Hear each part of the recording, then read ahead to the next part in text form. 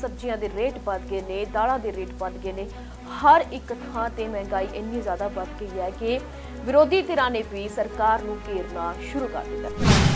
सीता दे बंगलादेश में 53 रुपये है ते रावण दे श्रीलंका दे विच 51 रुपये।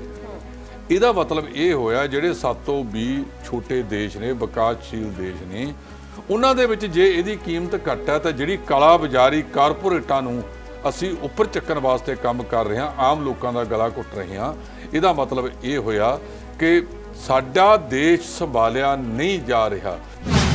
ਰਾਕੇਸ਼ ਟਾਕੈਤ ਦੇ ਜਿਹੜੇ ਹੰਝੂ ਸੀ ਉਹਨਾਂ ਨੇ ਇੱਕ ਵਾਰ ਫਿਰ ਤੋਂ ਹੜ ਲਿਆਂਦਾ।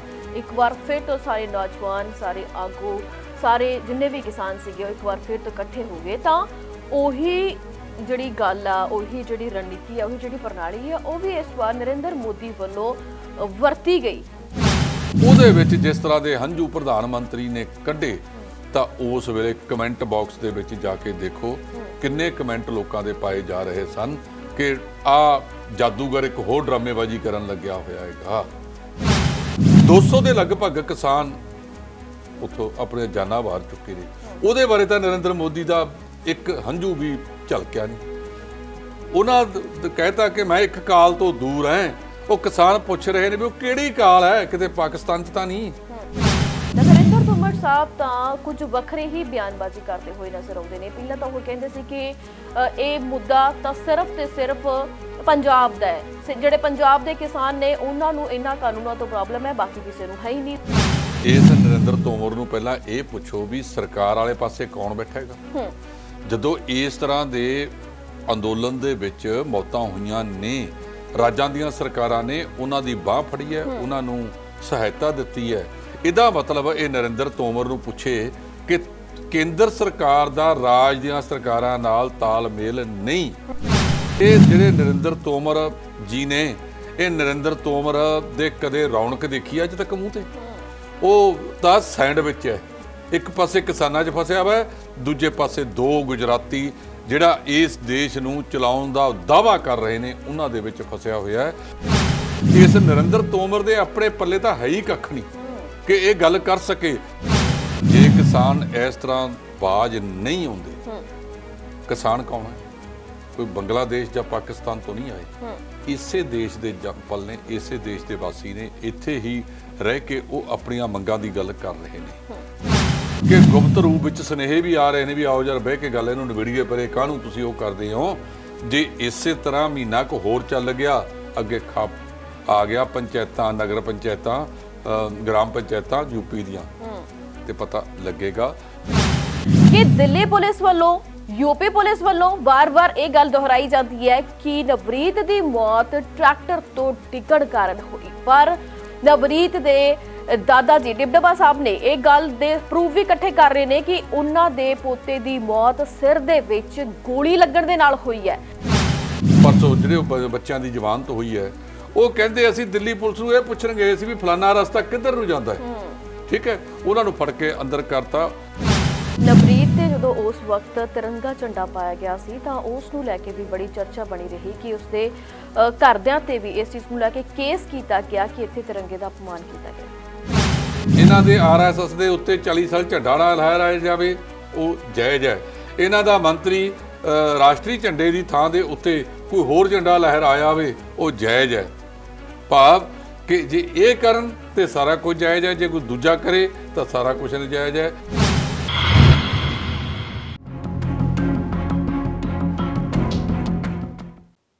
सत श्री अकाल जी, मैं नवदीप धालीवाल, तुसीं वेख रहे हो साडा खास प्रोग्राम वार सतवार। यह प्रोग्राम है जोड़ा हुंदा हफ्ते दे विच एक दिन असीं लैके आउंदे पूरे हफ्ते भर दीआं सरगर्मियां, ਉਹ सरगर्मियां ਜਿਹੜੀਆਂ हर घर ਦੇ ਵਿੱਚ ਇੱਕ चिंता का विषय कह लीए, एक चर्चा का विषय कह लीए कि बणिया हुंदियां ने तां उन्हां ते गलबात करनी जरूरी हुंदी है। इसलिए असीं स्पैशल प्रोग्राम रखिया ते हुण असीं इस प्रोग्राम दे विच स्वागत करांगे। इस प्रोग्राम का अहम हिस्सा जसपाल सिंह ढिल्लों जी दा। ढिल्लों साहब स्वागत है तुहाडा। बहुत बहुत शुक्रिया जी, मेहरबानी जी।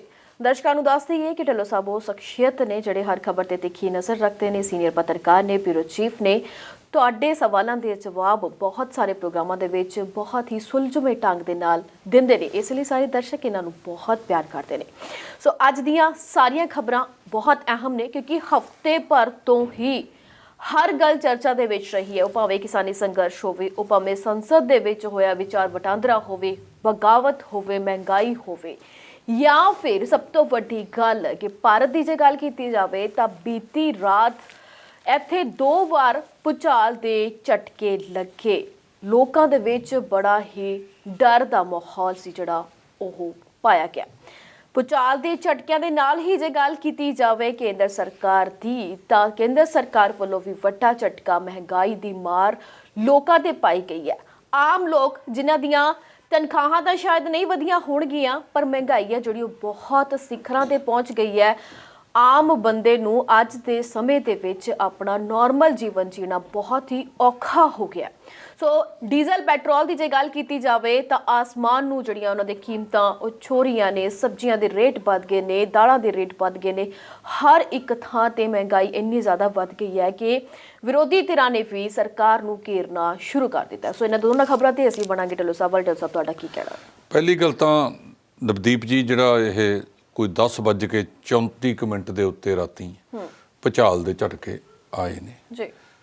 ਭੁਚਾਲ ਦੀ ਤੀਬਰਤਾ ਜਿਹੜੀ 6 ਦੇ ਕਰੀਬ ਦੱਸੀ ਜਾਂਦੀ ਹੈ, ਔਰ ਇਹਦਾ ਜਿਹੜਾ ਕੇਂਦਰ ਬਿੰਦੂ ਸੀ ਉਹ ਕੁਝ ਇਸ ਸਥਾਨ ਦੱਸਿਆ ਜਾ ਰਿਹਾ ਹੈਗਾ।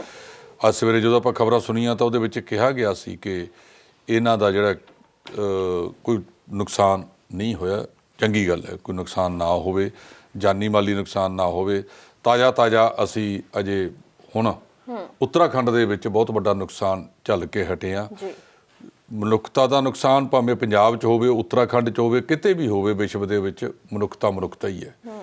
ਸੋ ਇਹ ਚੀਜ਼ਾਂ ਕਈ ਵਾਰ ਜਿਹੜੀ ਕੁਦਰਤ ਦੀ ਕਰੋਪੀ ਹੈ ਉਹਦਾ ਸ਼ਿਕਾਰ ਮੰਨੀਆਂ ਜਾਂਦੀਆਂ। ਕਈ ਵਾਰੀ ਕੁਦਰਤ ਦੇ ਜਦੋਂ ਨਾਲ ਅਸੀਂ ਛੇੜਛਾੜ ਕਰਦੇ ਹਾਂ ਤਾਂ ਕੁਦਰਤ ਆਪਣਾ ਰੰਗ ਦਿਖਾਉਂਦੀ ਹੈ। ਅੱਜ ਇਹਦੀ ਵਿਸਥਾਰ ਦੇ ਵਿੱਚ ਰਿਪੋਰਟ ਪੇਸ਼ ਹੋਵੇਗੀ ਕਿ ਭੁਚਾਲ ਦੇ ਨਾਲ ਕਿਤੇ ਕੋਈ ਜਾਨੀ ਮਾਲੀ ਨੁਕਸਾਨ ਤਾਂ ਨਹੀਂ ਹੋਇਆ। ਲੇਟੈਸਟ ਪੰਜਾਬ ਦੇ ਮੁੱਖ ਮੰਤਰੀ ਕੈਪਟਨ ਅਮਰਿੰਦਰ ਸਿੰਘ ਨੇ ਇਹਦੇ ਬਾਰੇ ਆਪਣੀ ਟਿੱਪਣੀ ਕੀਤੀ ਹੈ ਕਿ ਪੰਜਾਬ ਵਿੱਚ ਇਹਦਾ ਕੋਈ ਨੁਕਸਾਨ ਨਹੀਂ ਹੋਇਆ। ਜਿਹੜੇ ਝਟਕੇ ਵੀ ਨੇ ਉਹ 2 ਵਾਰ ਲੱਗੇ ਨੇ। ਪਹਿਲੀ ਵਾਰ ਤਾਂ ਕੁਝ ਸਕਿੰਟ, ਦੂਜੀ ਵਾਰ 6 ਸਕਿੰਟ ਲਈ ਇਹ ਸਾਰਿਆਂ ਦੇ ਆਏ। 10:30 ਦਾ ਉਹ ਟਾਈਮ ਹੁੰਦਾ ਜਦੋਂ ਬਹੁ ਗਿਣਤੀ ਲੋਕ ਸੌਂ ਜਾਂਦੇ ਨੇ। ਕਈਆਂ ਨੂੰ ਤਾਂ ਇਹਦਾ ਪਤਾ ਹੀ ਨਹੀਂ ਲੱਗਿਆ ਹੋਣਾ ਵੀ ਭੁਚਾਲ ਦੇ ਝਟਕੇ ਸਵੇਰੇ ਖਬਰਾਂ ਸੁਣ ਕੇ ਹੀ ਪਤਾ ਲੱਗੇ। ਸੋ ਇਸ ਕਰਕੇ ਜਿਹੜੀ ਇਹ ਭੁਚਾਲ ਆਉਣਾ ਪਤਾ ਸਾਨੂੰ ਵੀ ਜਦ ਧਰਤੀ ਜਦੋਂ ਹਿਲਜੁਲ ਕਰਦੀ ਹੈ ਤਾਂ ਉਸ ਵੇਲੇ ਭੁਚਾਲ ਆਉਂਦਾ। ਪੁਰਾਣੇ ਜ਼ਮਾਨੇ ਤੋਂ ਲੈ ਕੇ ਇਹਦੇ ਬਾਰੇ ਬੜੇ ਕਿਆਸ ਰਾਈਆਂ ਹੁੰਦੀਆਂ ਸੀ। ਜਦੋਂ ਅਸੀਂ ਛੋਟੇ ਹੁੰਦੇ ਸੀ ਤਾਂ ਦਾਦੀ ਜਾਂ ਦਾਦੇ ਇਸ ਤਰ੍ਹਾਂ ਦੀਆਂ ਕਹਾਣੀਆਂ ਸੁਣਾਉਂਦੇ ਸੀ ਕਿ ਧਰਤੀ ਇੱਕ ਧੌਲੇ ਬਲਦ ਦੇ ਸਿੰਗਾਂ ਦੇ ਉੱਤੇ ਖੜੀ ਹੈ। ਜਦੋਂ ਧੌਲਾ ਬਲਦ ਥੱਕ ਜਾਂਦਾ ਹੈ, ਉਹ ਫਿਰ ਇੱਕ ਸਿੰਗ ਤੋਂ ਦੂਜੇ ਸਿੰਗ ਤੇ ਜਦੋਂ ਧਰਤੀ ਨੂੰ ਲੈ ਕੇ ਜਾਂਦਾ ਤਾਂ ਉਦੋਂ ਧਰਤੀ ਹਿੱਲ ਜਾਂਦੀ ਹੈ, ਭੁਚਾਲ ਆ ਜਾਂਦਾ। ਲੇਕਿਨ ਵਿਗਿਆਨਕ ਢੰਗ ਦੇ ਵਿੱਚ ਇਹਨੂੰ ਹੋਰ ਤਰੀਕੇ ਨਾਲ ਵਿਗਿਆਨ ਬਿਆਨ ਕੀਤਾ ਵਾ। ਅਸੀਂ ਆਸ ਕਰਦੇ ਹਾਂ ਕਿ ਇਸ ਤਰ੍ਹਾਂ ਦੇ ਜਿਹੜੇ ਜੋ ਝਟਕੇ ਆਏ ਹੈ ਉਹਦਾ ਕੋਈ ਜਾਨੀ ਮਾਲੀ ਨੁਕਸਾਨ ਨਾ ਹੋਇਆ ਹੋਵੇ। ਪਰ ਮਨੁੱਖ ਨੂੰ ਇਸ ਤਰ੍ਹਾਂ ਦੇ ਕੰਮ ਨਹੀਂ ਕਰਨੇ ਚਾਹੀਦੇ। ਜਦੋਂ ਅਸੀਂ ਕੁਦਰਤ ਨਾਲ ਛੇੜਛਾੜ ਕਰਾਂਗੇ ਤਾਂ ਕੁਦਰਤ ਆਪਣਾ ਰੰਗ ਸੁਭਾਵਿਕ ਦਿਖਾਉਂਦੀ ਹੈ। ਜੀ ਬਿਲਕੁਲ। ਤੇ ਮਹਿੰਗਾਈ ਤੇ ਤੁਹਾਡਾ ਕੀ ਕਹਿਣਾ? ਹਾਂ, ਹੁਣ ਜਿਹੜੀ ਗੱਲ ਤੁਸੀਂ ਦੂਜੀ ਕੀਤੀ ਹੈ, ਦੇਸ਼ ਦਾ ਪ੍ਰਧਾਨ ਮੰਤਰੀ ਹਰ ਮਹੀਨੇ ਮਨ ਕੀ ਬਾਤ ਕਹਿਣ ਲੱਗ ਜਾਂਦਾ ਹੈ। ਮਨ ਕੀ ਬਾਤ ਦੇ ਵਿੱਚ ਉਹਨਾਂ ਨੇ ਪਤਾ ਨਹੀਂ ਉਹਨਾਂ ਦੇ ਮਨ ਦੇ ਵਿੱਚ ਕਿਹੜੀਆਂ ਬਾਤਾਂ ਨੇ। ਉਹ ਲੋਕਾਂ ਵਾਸਤੇ ਤਾਂ ਅਜੇ ਤੱਕ ਕੋਈ ਸਿੱਧੀਆਂ ਨਹੀਂ ਹੋਈਆਂ। ਨੋਟਬੰਦੀ ਕੀਤੀ, ਮਨ ਕੀ ਬਾਤ ਉਹਦੇ ਵਾਸਤੇ ਬੋਲੇ ਤਾਂ ਲੋਕਾਂ ਨੂੰ ਲਾਈਨਾਂ 'ਚ ਆਪਣੇ ਪੈਸਿਆਂ ਵਾਸਤੇ ਪੁਲਿਸ ਦੇ ਡੰਡੇ ਖਾਣੇ ਪਏ। ਇਸ ਵੇਲੇ ਹੁਣ ਕਰੋਨਾ ਮਹਾਮਾਰੀ ਤੋਂ ਬਾਅਦ ਪਿਛਲੀ ਵਾਰੀ ਜਦੋਂ ਇਹੀ ਭਾਰਤੀ ਜਨਤਾ ਪਾਰਟੀ ਵਾਲੇ ਡਾਕਟਰ ਮਨਮੋਹਨ ਸਿੰਘ ਨੂੰ ਪਾਣੀ ਪੀ ਕੋਸਦੇ ਹੁੰਦੇ ਸਨ, ਅੱਜ ਹਿੰਦੁਸਤਾਨ ਦੇ ਵਿੱਚ ਜਿਹੜਾ ਪੈਟਰੋਲ ਹੈ ਉਹ ਕਈ ਖੇਤਰਾਂ ਦੇ ਵਿੱਚ 100 ਰੁਪਈਆ ਪਾਰ ਕਰ ਗਿਆ। ਉੱਥੇ ਉਹਨੂੰ ਮਸ਼ੀਨਾਂ ਨਵੀਆਂ ਲਾਉਣੀਆਂ ਪੈਣਗੀਆਂ ਕਿਉਂਕਿ ਸਾਡੇ ਪੈਟਰੋਲ ਵਾਲੇ ਅਤੇ ਡੀਜ਼ਲ ਵਾਲੀਆਂ ਮਸ਼ੀਨਾਂ ਇਹ 2 ਹਿੰਦਸਿਆਂ ਦੇ ਵਿੱਚ ਹੀ ਵਟੀਆਂ ਹੋਈਆਂ ਨੇ। ਜਦੋਂ ਕੋਈ ਚੀਜ਼ 300 ਤੋਂ ਉੱਪਰ ਜਾਵੇਗੀ ਤਾਂ ਸਾਨੂੰ 3rd ਡਿਜਿਟ ਵਾਸਤੇ ਮਸ਼ੀਨਾਂ ਬਦਲਣੀਆਂ ਪੈ ਸਕਦੀਆਂ ਨੇ। ਕਦੇ ਅੱਜ ਮਨ ਕੀ ਬਾਤ ਇਹਦੇ ਮਨ ਦੇ ਵਿੱਚ ਆਈ, ਇਹਨੇ ਕਦੇ ਲੋਕਾਂ ਨੂੰ ਕਿਹਾ। ਅੱਜ ਜਿਹੜਾ ਰਾਮ ਦੇ ਇਸ ਦੇਸ਼ ਦੇ ਵਿੱਚ 100 ਨੂੰ ਪੈਟਰੋਲ ਪਾਰ ਕਰ ਗਿਆ। ਸੀਤਾ ਦੇ ਬੰਗਲਾਦੇਸ਼ ਵਿੱਚ 53 ਰੁਪਏ ਹੈ ਤੇ ਰਾਵਣ ਦੇ ਸ਼੍ਰੀਲੰਕਾ ਦੇ ਵਿੱਚ 51 ਰੁਪਏ ਹੈ। ਇਹਦਾ ਮਤਲਬ ਇਹ ਹੋਇਆ ਜਿਹੜੇ ਸਾਤੋਂ ਵੀ ਛੋਟੇ ਦੇਸ਼ ਨੇ, ਵਿਕਾਸਸ਼ੀਲ ਦੇਸ਼ ਨੇ, ਉਹਨਾਂ ਦੇ ਵਿੱਚ ਜੇ ਇਹਦੀ ਕੀਮਤ ਘੱਟ ਹੈ ਤਾਂ ਜਿਹੜੀ ਕਾਲਾ ਬਾਜ਼ਾਰੀ ਕਾਰਪੋਰੇਟਾਂ ਨੂੰ ਅਸੀਂ ਉੱਪਰ ਚੱਕਣ ਵਾਸਤੇ ਕੰਮ ਕਰ ਰਹੇ ਹਾਂ, ਆਮ ਲੋਕਾਂ ਦਾ ਗਲਾ ਘੁੱਟ ਰਹੇ ਹਾਂ, ਇਹਦਾ ਮਤਲਬ ਇਹ ਹੋਇਆ ਕਿ ਸਾਡਾ ਦੇਸ਼ ਸੰਭਾਲਿਆ ਨਹੀਂ ਜਾ ਰਿਹਾ। ਸਾਡਾ ਦੇਸ਼ ਨੂੰ ਆਰਥਿਕ ਪੈਰਾਂ ਤੇ ਕਿਵੇਂ ਲਿਆਉਣਾ, ਉਹ ਇਹਨਾਂ ਨੇ 7 ਸਾਲਾਂ ਦੇ ਵਿੱਚ ਕੱਖ ਨਹੀਂ ਕੀਤਾ। ਉਲਟਾ ਪੈਰ ਪੈਰ ਦੇ ਉੱਤੇ ਜਿਹੜਾ ਇਹ ਬਜਟ ਪੇਸ਼ ਕੀਤਾ ਗਿਆ, ਉਹ ਸਾਰੇ ਅੱਜ ਜਿਹੜੀਆਂ ਸੀਗੀਆਂ, ਭਾਵੇਂ ਉਹ ਰੇਲ ਹੈ, ਬੰਦਰਗਾਹਾਂ ਨੇ, ਹਵਾਈ ਅੱਡੇ ਨੇ, ਜਾਂ ਟੈਲੀਕਾਮ ਹੈ, LIC ਹੈ, ਇਹ ਸਾਰੀਆਂ ਦੀਆਂ ਸਾਰੀਆਂ ਚੀਜ਼ਾਂ ਇਹਨਾਂ ਨੇ ਇਸ ਪ੍ਰਧਾਨ ਮੰਤਰੀ ਨੇ ਵੇਚਣ ਤੇ ਲਾਤੀਆਂ। ਜੇ ਤੁਸੀਂ ਇਹ ਸਾਰਾ ਕੁਝ ਵੇਚ ਕੇ ਹੀ ਗੁਜ਼ਾਰਾ ਕਰਨਾ ਹੈ ਤਾਂ ਫਿਰ ਤੁਹਾਨੂੰ ਬੈਠਣ ਦੀ ਲੋੜ ਕੀ ਹੈ? ਆ ਸਰਕਾਰ ਵੀ ਕਾਰਪੋਰੇਟ ਘਰਾਣਿਆਂ ਨੂੰ ਫੜਾ ਦਿਓ, ਆਪੇ ਚਲਾ ਚਲੂ ਲਿਆ ਕਰਨਗੇ। ਤੁਹਾਡੇ ਤੇ ਕਾਹਦੇ ਵਾਸਤੇ ਲੋਕ ਟੇਕ ਲਾ ਕੇ ਬੈਠੇ ਨੇ? ਜਿਹੜਾ ਤੁਸੀਂ ਬਜਟ ਲੋਕਾਂ ਵਿੱਚ ਲੈ ਕੇ ਆਉਂਦੇ ਹੋ, ਉਹ ਵਿਰੋਧੀ ਧਿਰਾਂ ਹਰ ਵਾਰ ਕੋਸਦੀਆਂ ਨੇ। 10 ਸਾਲ ਡਾਕਟਰ ਮਨਮੋਹਨ ਸਿੰਘ ਦੀ ਸਰਕਾਰ ਦੇ ਵਿੱਚ ਬਜਟ ਪੇਸ਼ ਹੋਇਆ ਤਾਂ ਇਸੇ BJP ਵਾਲਿਆਂ ਨੇ ਉਹਨੂੰ ਪੈਰ ਪੈਰ ਤੇ ਕੋਸਿਆ। ਅੱਜ ਸਥਿਤੀ ਇਹ ਬਣੀ ਹੋਈ ਹੈ ਕਿ ਜੇ ਡੀਜ਼ਲ ਤੇ ਪੈਟਰੋਲ ਵਧਣਗੇ, ਉਹਦੇ ਨਾਲ ਢੋਆ ਢੁਆਈ ਦਾ ਖਰਚਾ ਵਧੇਗਾ। ਢੋਆ ਢੁਆਈ ਦਾ ਖਰਚਾ ਵਧੇਗਾ ਤਾਂ ਨਿੱਤਾ ਜੀਵਨ ਵਿੱਚ ਅਪਣਾਉਣ ਵਾਲੀਆਂ, ਖਾਣ ਪੀਣ ਵਾਲੀਆਂ ਵਸਤਾਂ ਦਾ ਵੀ ਭਾਅ ਵਧੇਗਾ। ਤਾਂ ਅੱਜ ਤੱਕ ਜਦੋਂ ਵੀ ਪਾਰਲੀਮੈਂਟ ਦੇ ਵਿੱਚ ਇਹ ਮਾਣਯੋਗ ਨਰਿੰਦਰ ਮੋਦੀ ਜੀ ਬੋਲੇ ਨੇ, ਇਹ ਮਹਿੰਗਾਈ ਬਾਰੇ ਗੱਲ ਕਿਉਂ ਨਾ ਕੀਤੀ? ਰਾਸ਼ਟਰਪਤੀ ਨੇ ਭਾਸ਼ਣ ਦਿੱਤਾ, ਜੋ ਇਹਨਾਂ ਮੋਦੀ ਦੀ ਸਰਕਾਰ ਨੇ ਲਿਖ ਕੇ ਦਿੱਤਾ, ਉਹਨੇ ਪੜ੍ਹ ਦਿੱਤਾ, ਉਹਦਾ ਕੋਈ ਭਾਸ਼ਣ ਨਹੀਂ ਸੀ। ਤਾਂ ਰਾਸ਼ਟਰਪਤੀ ਨੇ ਇਹ ਦੱਸਿਆ ਕਿ ਜਦੋਂ 2014 ਦੇ ਵਿੱਚ ਇਹ ਹੋਂਦ ਦੇ ਵਿੱਚ ਆਏ ਆ, ਕੀ ਉਸ ਵੇਲੇ ਡੀਜ਼ਲ ਪੈਟਰੋਲ ਦੀ ਕਿੰਨੀ ਕੀਮਤ ਸੀ ਤੇ ਅੱਜ ਕਿੰਨੀ ਕੀਮਤ ਹੈ? ਇਹ ਇੰਨੀਆਂ ਕੀਮਤਾਂ ਨੇ ਉਛਾਲਾ ਕਿਉਂ ਮਾਰਿਆ? ਇਹਦਾ ਮਤਲਬ ਪ੍ਰਧਾਨ ਮੰਤਰੀ ਤੇ ਉਹਦੇ ਮੰਤਰੀ, ਭਾਵੇਂ ਉਹ ਵਿੱਤ ਮੰਤਰੀ ਹੋਵੇ, ਇਹ ਸਿਸਟਮ ਚਲਾਉਣ ਦੇ ਵਿੱਚ ਅਸਮਰਥ ਨੇ। ਇਸ ਕਰਕੇ ਇਹਨਾਂ ਨੂੰ ਇੱਥੇ ਬੈਠਣ ਦਾ ਕੋਈ, ਵਿਰੋਧੀ ਧਿਰਾਂ ਇਸ ਗੱਲ ਦੀ ਮੰਗ ਵੀ ਕਰ ਰਹੀਆਂ ਕਿ ਤੁਸੀਂ ਸਰਕਾਰ ਛੱਡੋ, ਤੁਹਾਤੋਂ ਸਰਕਾਰ ਚੱਲ ਨਹੀਂ ਰਹੀ।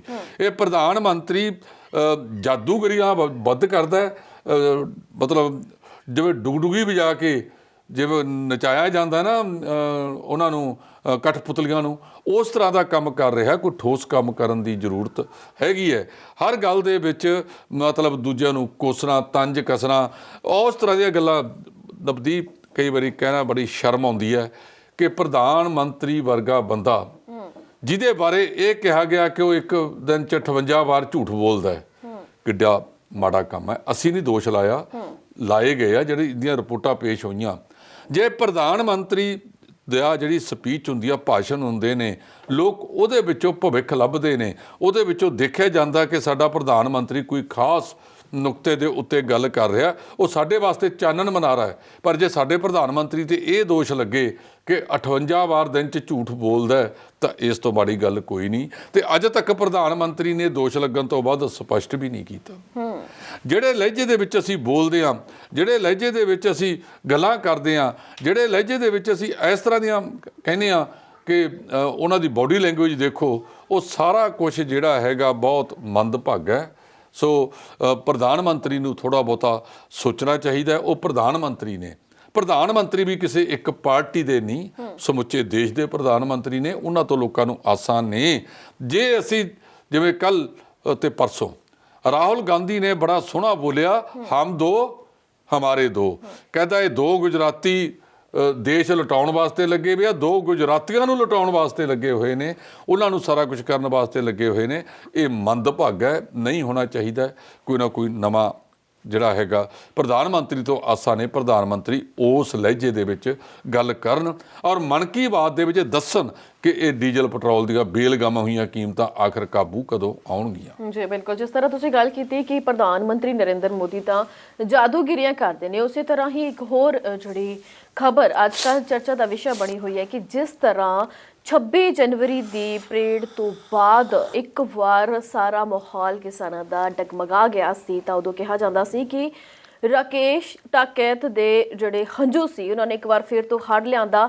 ਇੱਕ ਵਾਰ ਫਿਰ ਤੋਂ ਸਾਰੇ ਨੌਜਵਾਨ, ਸਾਰੇ ਆਗੂ, ਸਾਰੇ ਜਿੰਨੇ ਵੀ ਕਿਸਾਨ ਸੀਗੇ, ਉਹ ਇੱਕ ਵਾਰ ਫਿਰ ਤੋਂ ਇਕੱਠੇ ਹੋ ਗਏ। ਤਾਂ ਉਹੀ ਜਿਹੜੀ ਗੱਲ ਆ, ਉਹੀ ਜਿਹੜੀ ਰਣਨੀਤੀ ਆ, ਉਹੀ ਜਿਹੜੀ ਪ੍ਰਣਾਲੀ ਆ, ਉਹ ਵੀ ਇਸ ਵਾਰ ਨਰਿੰਦਰ ਮੋਦੀ ਵੱਲੋਂ ਵਰਤੀ ਗਈ।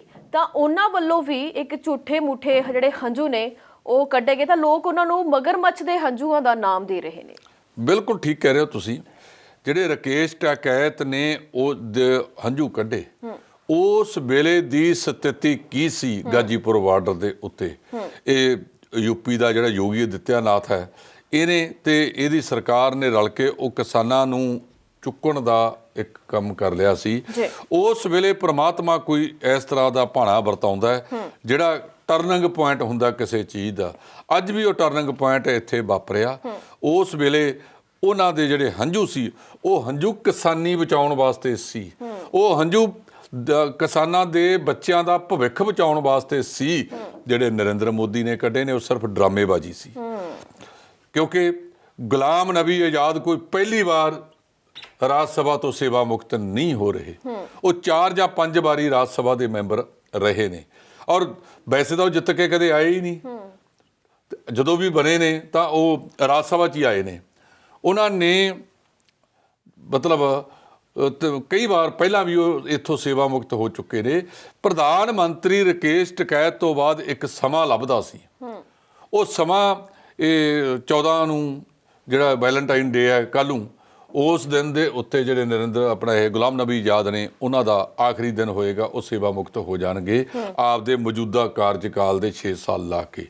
ਸੋ ਉਹਦੇ ਵਿੱਚ ਜਿਸ ਤਰ੍ਹਾਂ ਦੇ ਹੰਝੂ ਪ੍ਰਧਾਨ ਮੰਤਰੀ ਨੇ ਕੱਢੇ, ਤਾਂ ਉਸ ਵੇਲੇ ਕਮੈਂਟ ਬਾਕਸ ਦੇ ਵਿੱਚ ਜਾ ਕੇ ਦੇਖੋ ਕਿੰਨੇ ਕਮੈਂਟ ਲੋਕਾਂ ਦੇ ਪਾਏ ਜਾ ਰਹੇ ਸਨ ਕਿ ਆ ਜਾਦੂਗਰ ਇੱਕ ਹੋਰ ਡਰਾਮੇਬਾਜ਼ੀ ਕਰਨ ਲੱਗਿਆ ਹੋਇਆ ਹੈਗਾ।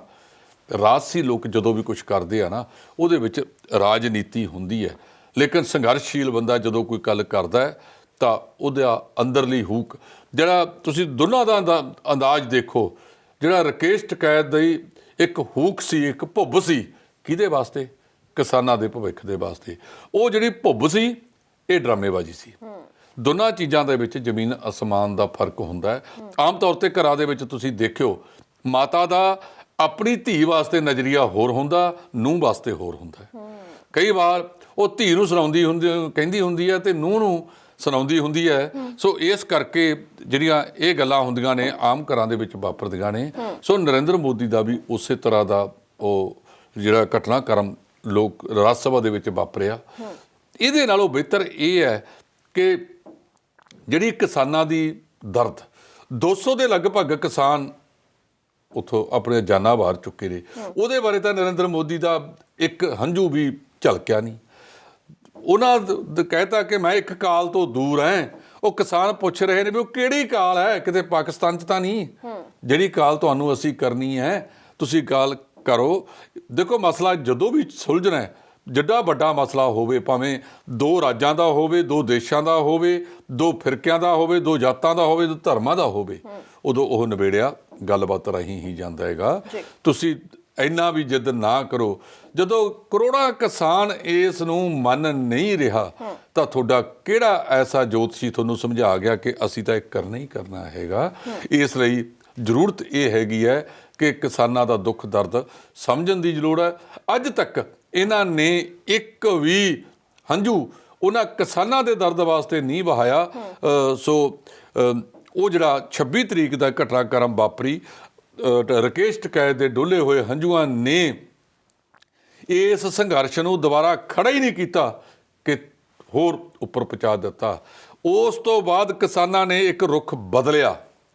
ਉਹਦੇ ਵਿੱਚ ਉਹਨਾਂ ਨੇ ਜਦੋਂ ਰੁਖ ਬਦਲਿਆ ਤਾਂ ਮਹਾਂ ਪੰਚਾਇਤਾਂ ਸਾਹਮਣੇ ਆਈਆਂ। ਅੱਜ ਕਿੰਨੀਆਂ ਹੀ ਮਹਾਂ ਪੰਚਾਇਤਾਂ ਹਰਿਆਣੇ, ਯੂਪੀ, ਰਾਜਸਥਾਨ 'ਚ ਹੋ ਗਈਆਂ। ਸਾਡੇ ਵੀ ਪਰਸੋਂ ਇੱਕ ਮਹਾਂ ਪੰਚਾਇਤ ਜਗਰਾਓਂ ਦੇ ਵਿੱਚ ਹੋਈ ਸੀ, ਜਿਹਦੇ ਵਿੱਚ ਲਿਖਿਆ ਗਿਆ ਸੀ ਕਿ ਸਰਬ ਸਾਂਝੀ ਮਹਾਂ ਪੰਚਾਇਤ, ਸਰਬ ਸਮਾਜ ਦੀ ਮਹਾਂ ਪੰਚਾਇਤ। ਭਾਵ ਇਹ ਕਿਸਾਨੀ ਅੰਦੋਲਨ ਇਕੱਲਾ ਕਿਸਾਨੀ ਅੰਦੋਲਨ ਨਹੀਂ ਰਿਹਾ, ਇਹ ਇੱਕ ਜਨ ਅੰਦੋਲਨ ਬਣ ਗਿਆ ਹੈਗਾ। ਸੋ ਦੇਸ਼ ਦੇ ਹੁਕਮਰਾਨੋ, ਕੋਈ ਸ਼ਰਮ ਕਰੋ, ਕੋਈ ਮਾੜਾ ਮੋਟਾ ਦੇਖੋ ਉਹ ਬਜ਼ੁਰਗ, ਨੌਜਵਾਨ, ਔਰਤਾਂ, ਬੱਚੇ ਕਿਸ ਤਰ੍ਹਾਂ ਇਹਨਾਂ ਠੰਡੀਆਂ ਰਾਤਾਂ ਦੇ ਵਿੱਚ ਉੱਥੇ ਬੈਠੇ ਨੇ ਤੇ ਉਹਨਾਂ ਨੇ ਗਰਮੀਆਂ ਦੇ ਪ੍ਰਬੰਧ ਕਰਨੇ ਵੀ ਸ਼ੁਰੂ ਕਰਤੇ ਵੀ ਕੋਈ ਕਾਹਲ ਨਹੀਂ, ਤੁਸੀਂ ਜਦੋਂ ਕਰਨਾ ਹੋਇਆ ਕਰ ਦਿਓ।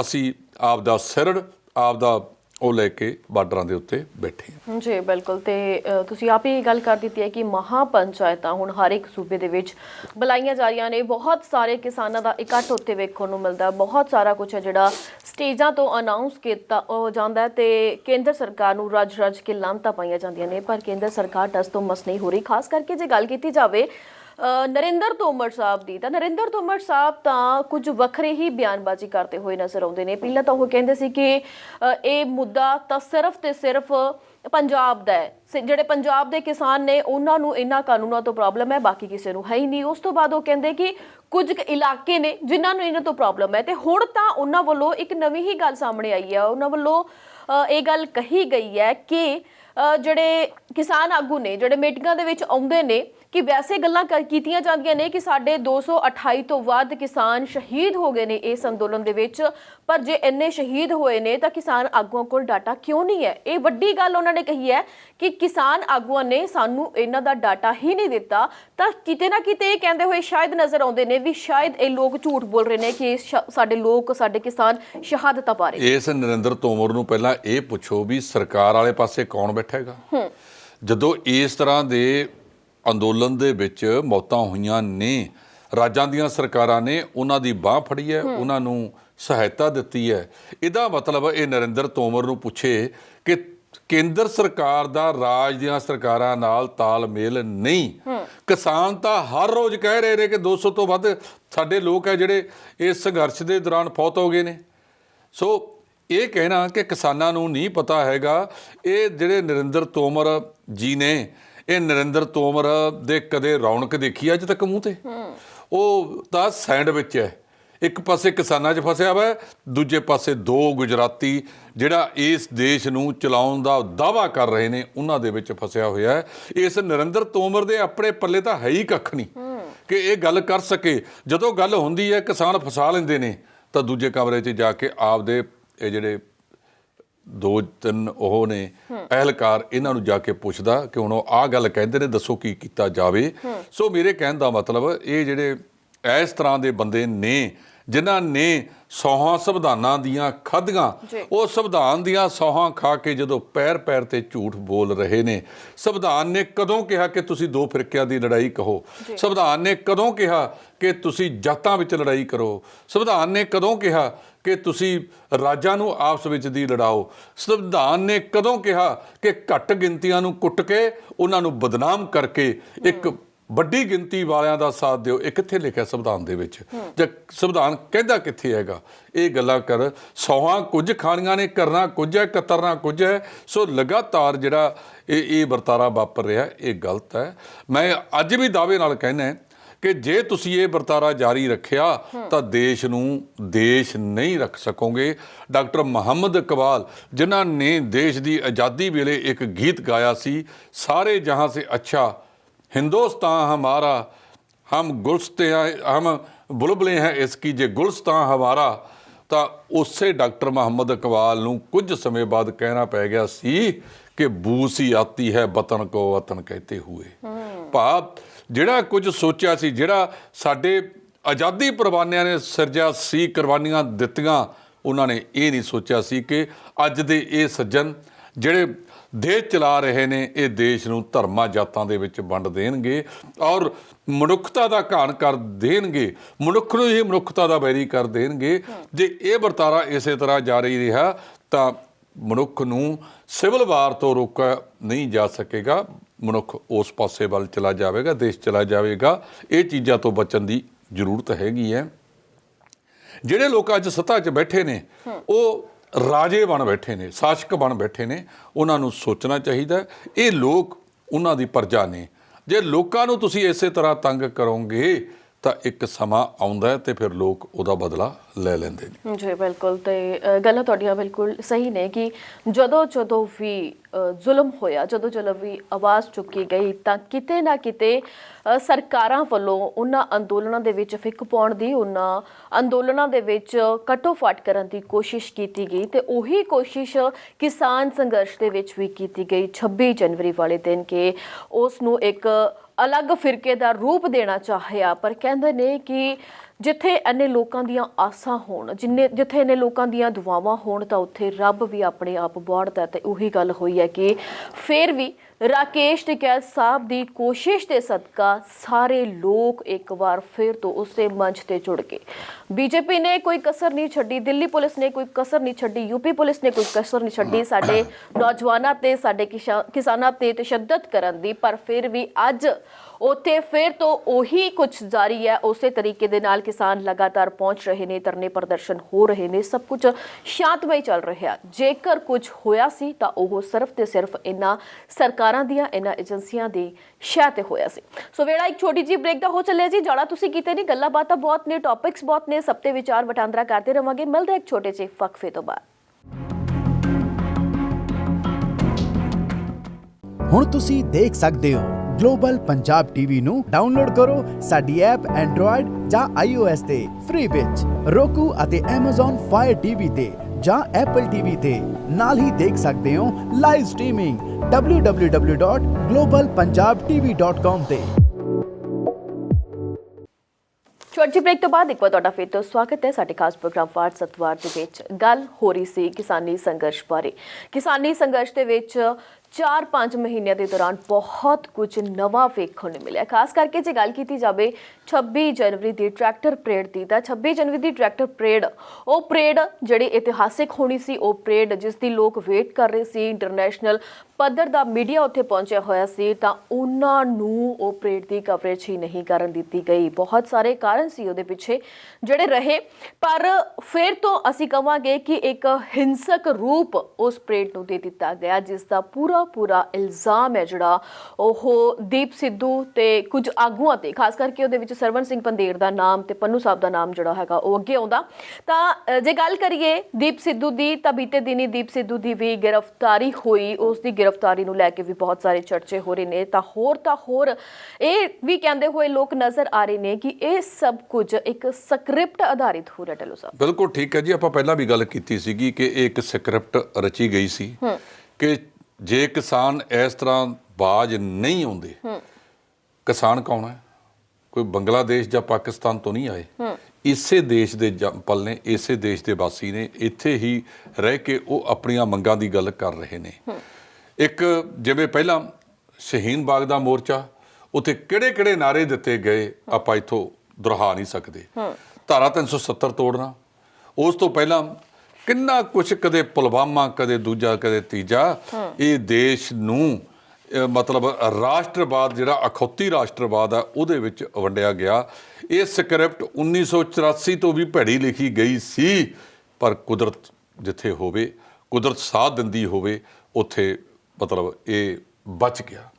ਇੱਕ ਵਾਰ ਜਿਹੜਾ ਇਹ ਅੰਦੋਲਨ ਸੀ ਉਹ ਪੈਰ ਉਖੇੜ ਗਿਆ ਸੀ ਆਪਦੇ। ਜੇ ਅੱਜ ਗਾਜੀਪੁਰ 26, 27, 28 ਨੂੰ ਉਹ ਖੇਡ ਦਿੱਤਾ ਜਾਂਦਾ, ਉਦੋਂ ਬਾਅਦ ਸਿੰਘੂ, ਟਿੱਕਰੀ, ਪਲਬਲ ਇਹ ਸਾਰੇ ਵਾਰੀ ਹਟ ਜਾਣੇ ਸੀ। ਪਰ ਕੁਦਰਤ ਜਦੋਂ ਸਾਥ ਦਿੰਦੀ ਹੋਵੇ ਤਾਂ ਉਹਦਾ ਰਾਕੇਸ਼ ਟਿਕੈਤ ਦੇ ਜ਼ਰੀਏ ਇੱਕ ਰੰਗ ਬਦਲਿਆ। ਉਹਨਾਂ ਦੇ ਇੱਕ ਹੰਝੂ ਨੇ ਇਹ ਪੂਰੇ ਦੇ ਪੂਰੇ ਸੰਘਰਸ਼ ਨੂੰ ਦੁਬਾਰਾ ਮਜ਼ਬੂਤ ਕਰਤਾ। ਕਹਿੰਦੇ ਆ ਕਿ ਰੱਬ ਜੋ ਕਰਦਾ ਚੰਗਾ ਹੀ ਕਰਦਾ। ਇੱਕ ਤਾਂ ਆ ਦੀਪੇ ਦੂਪੇ ਵਰਗੇ ਜਿਹੜੇ ਸੀਗੇ, ਇਹ ਪਤਾ ਲੱਗੇ।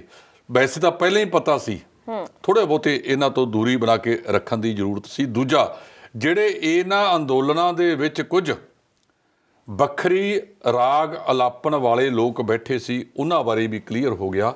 ਸੋ ਇਸ ਕਰਕੇ ਅੱਜ ਦੇ ਜ਼ਮਾਨੇ ਦੇ ਵਿੱਚ ਜਿਵੇਂ ਅੰਦੋਲਨ ਦੁਬਾਰਾ ਚੜ੍ਹਿਆ, ਔਰ ਜਿਵੇਂ ਜਿਹੜੀਆਂ ਖਾਪ ਪੰਚਾਇਤਾਂ ਵੱਖਰੇ ਥਾਂ 'ਤੇ ਹੋ ਰਹੀਆਂ ਨੇ, ਕੱਲ੍ਹ ਵੀ 2 ਖਾਪ ਪੰਚਾਇਤਾਂ ਹੋਈਆਂ। ਇੱਕ ਮੁਰਾਦਾਬਾਦ ਦੇ ਵਿੱਚ ਹੋਈ ਤੇ ਦੂਜੀ ਜਿਹੜਾ ਟਿੱਕਰੀ ਬਾਰਡਰ ਹੈ ਉਹਦੇ ਨਾਲ ਬਹਾਦਰਗੜ੍ਹ ਹੈ, ਉੱਥੇ ਸੱਦੀ ਗਈ। ਸਾਡੇ ਨਾਲੋਂ ਮੈਂ ਸਮਝਦਾ ਕਿ ਹਰਿਆਣੇ ਵਾਲੇ ਹੁਣ ਜ਼ਿਆਦਾ ਤਿੱਖੇ ਨੇ। ਉਹਨਾਂ ਨੇ ਬਹੁਤ ਜ਼ੋਰ ਸ਼ੋਰ ਦੇ ਨਾਲ ਆਪਣੀ ਭੂਮਿਕਾ ਅਦਾ ਕੀਤੀ ਹੈ। ਸੋ ਜਿਹੜੀਆਂ ਖਾਪ ਪੰਚਾਇਤਾਂ ਦੇ ਵਿੱਚ ਕਿੱਥੇ ਰਾਜਸੀ ਲੋਕਾਂ ਨੂੰ ਆਪਣੇ ਆਪ ਨੂੰ ਮਤਲਬ ਕਿੰਨੇ ਪਾਪੜ ਵੇਲਣੇ ਪੈਂਦੇ ਨੇ ਇਕੱਠ ਕਰਨ ਵਾਸਤੇ, ਲੇਕਿਨ ਇਹ ਖਾਪ ਪੰਚਾਇਤਾਂ ਦੇ ਵਿੱਚ ਲੋਕ ਆਪਣੇ ਤੌਰ ਦੇ ਉੱਥੇ ਆਏ। ਲੋਕਾਂ ਦਾ ਆਪ ਮੁਹਾਰੇ ਇਹ ਦਰਸਾਉਂਦਾ ਹੈ ਕਿ ਕਿਵੇਂ ਲੋਕਾਂ ਦਾ ਜਿਹੜਾ ਸਾਥ ਹੈ ਉਹ ਕਿਸਾਨੀ ਅੰਦੋਲਨ ਨੂੰ ਦਿੱਤਾ ਜਾ ਰਿਹਾ ਹੈਗਾ। ਜਗਰਾਉਂ ਦੇ ਵਿੱਚ ਜੇ ਤੁਸੀਂ ਦੇਖੋ ਉੱਥੇ ਆੜਤੀ ਵੀ ਨਾਲ ਸੀ, ਉੱਥੇ ਵਪਾਰੀ ਵੀ ਨਾਲ ਸੀ, ਬਾਕੀ ਥਾਵਾਂ ਦੇ ਉੱਤੇ ਵੀ ਆੜਤੀ ਵਪਾਰੀ ਬਿਲਕੁਲ ਨਾਲ ਚੱਲ ਰਹੇ ਨੇ।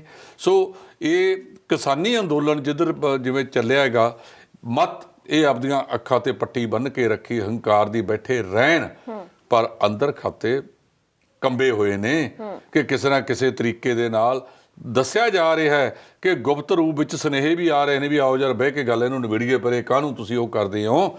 ਜੇ ਇਸੇ ਤਰ੍ਹਾਂ ਮਹੀਨਾ ਕੁ ਹੋਰ ਚੱਲ ਗਿਆ, ਅੱਗੇ ਆ ਗਿਆ ਪੰਚਾਇਤਾਂ, ਨਗਰ ਪੰਚਾਇਤਾਂ, ਗ੍ਰਾਮ ਪੰਚਾਇਤਾਂ ਯੂਪੀ ਦੀਆਂ, ਤੇ ਪਤਾ ਲੱਗੇਗਾ। ਸੋ ਇਹਨਾਂ ਦਾ ਤਾਂ ਸਾਰਾ ਟਾਰਗੇਟ ਬੀਜੇਪੀ ਦਾ ਹੁਣ ਪੱਛਮੀ ਬੰਗਾਲ ਦੀਆਂ ਚੋਣਾਂ ਜਿੱਤਣ ਤੇ ਲੱਗਿਆ ਪਿਆ ਗਾ।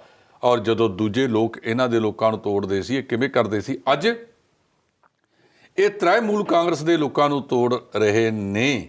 ਮੈਨੂੰ ਯਾਦ ਆ ਗੁਰਦਾਸ ਮਾਨ ਦਾ ਇੱਕ ਗੀਤ ਹੈ, ਇੱਥੇ ਹਰ ਚੀਜ਼ ਵਿਕਾਊ ਹੈ, ਖਰੀਦਣ ਵਾਲਾ ਚਾਹੀਦਾ, ਕੋਈ ਚੀਜ਼ ਵੀ ਜਿਹੜੀ ਹੈ ਉਹ ਵਿਕ ਰਹੀ ਹੈਗੀ, ਤੇ ਵਿੱਚ ਜਿਹੜੀਆਂ ਕਦਰਾਂ ਕੀਮਤਾਂ ਹੁੰਦੀਆਂ ਸੀ ਲੋਕਤੰਤਰ ਦੇ ਵਿੱਚ ਉਹ ਖਤਮ ਹੋ ਗਈਆਂ।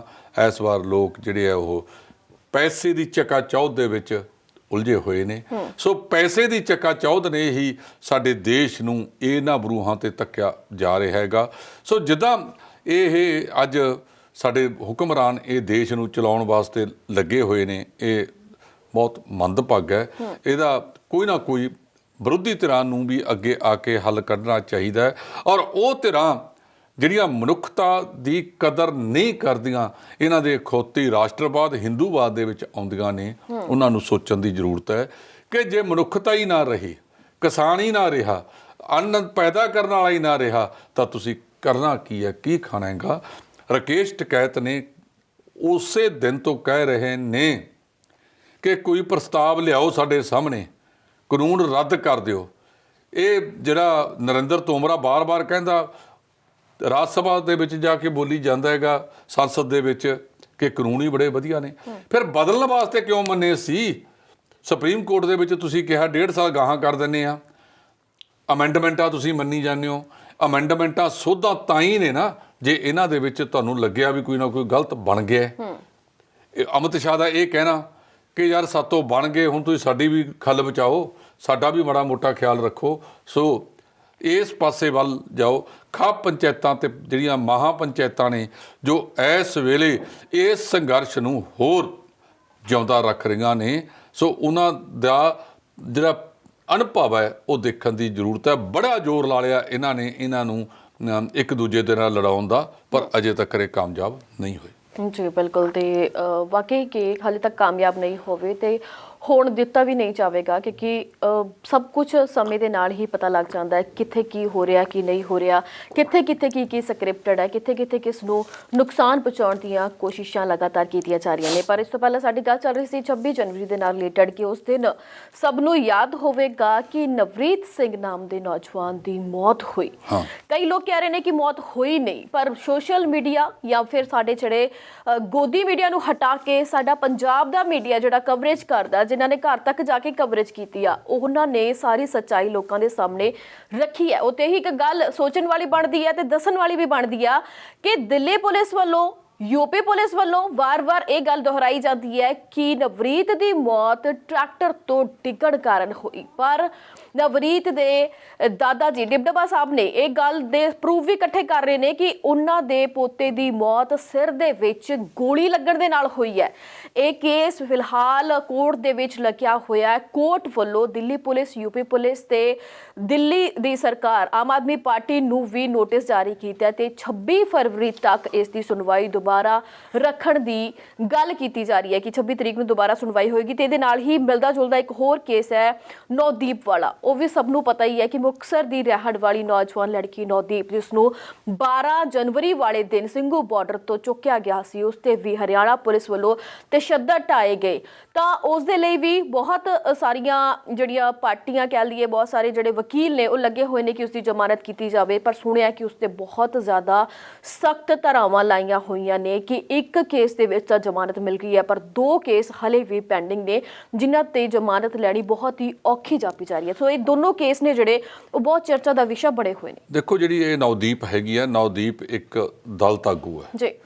ਉਹਨੇ ਦਲਿਤਾਂ ਦੀ ਜਿਸ ਤਰੀਕੇ ਦੇ ਨਾਲ ਆਵਾਜ਼ ਬੁਲੰਦ ਕੀਤੀ ਹੈ ਉਹ ਆਪਣੇ ਆਪ ਦੇ ਵਿੱਚ ਮਿਸਾਲ ਹੈ।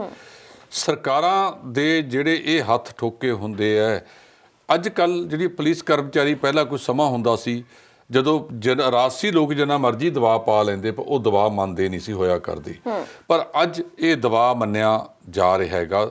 ਰਾਜਸੀ ਦਬਾਅ ਦੇ ਹੇਠਾਂ ਇਹ ਪੁਲਿਸ ਕਰਮਚਾਰੀ ਕੰਮ ਕਰ ਰਹੇ ਨੇ। ਉਹ ਇਹ ਭੁੱਲ ਜਾਂਦੇ ਨੇ ਕਿ ਜੇ ਅੱਜ ਇੱਥੇ ਉਹ ਕਿਸੇ ਤੇ ਤਸ਼ੱਦਦ ਕਰ ਰਹੇ ਹੈ ਤਾਂ ਕਿਸੇ ਹੋਰ ਥਾਂ ਦੇ ਉੱਤੇ ਕਿਸੇ ਉਹਨਾਂ ਦੇ ਭਰਾ ਤੇ ਵੀ ਤਸ਼ੱਦਦ ਹੋ ਰਿਹਾ ਹੋਵੇਗਾ।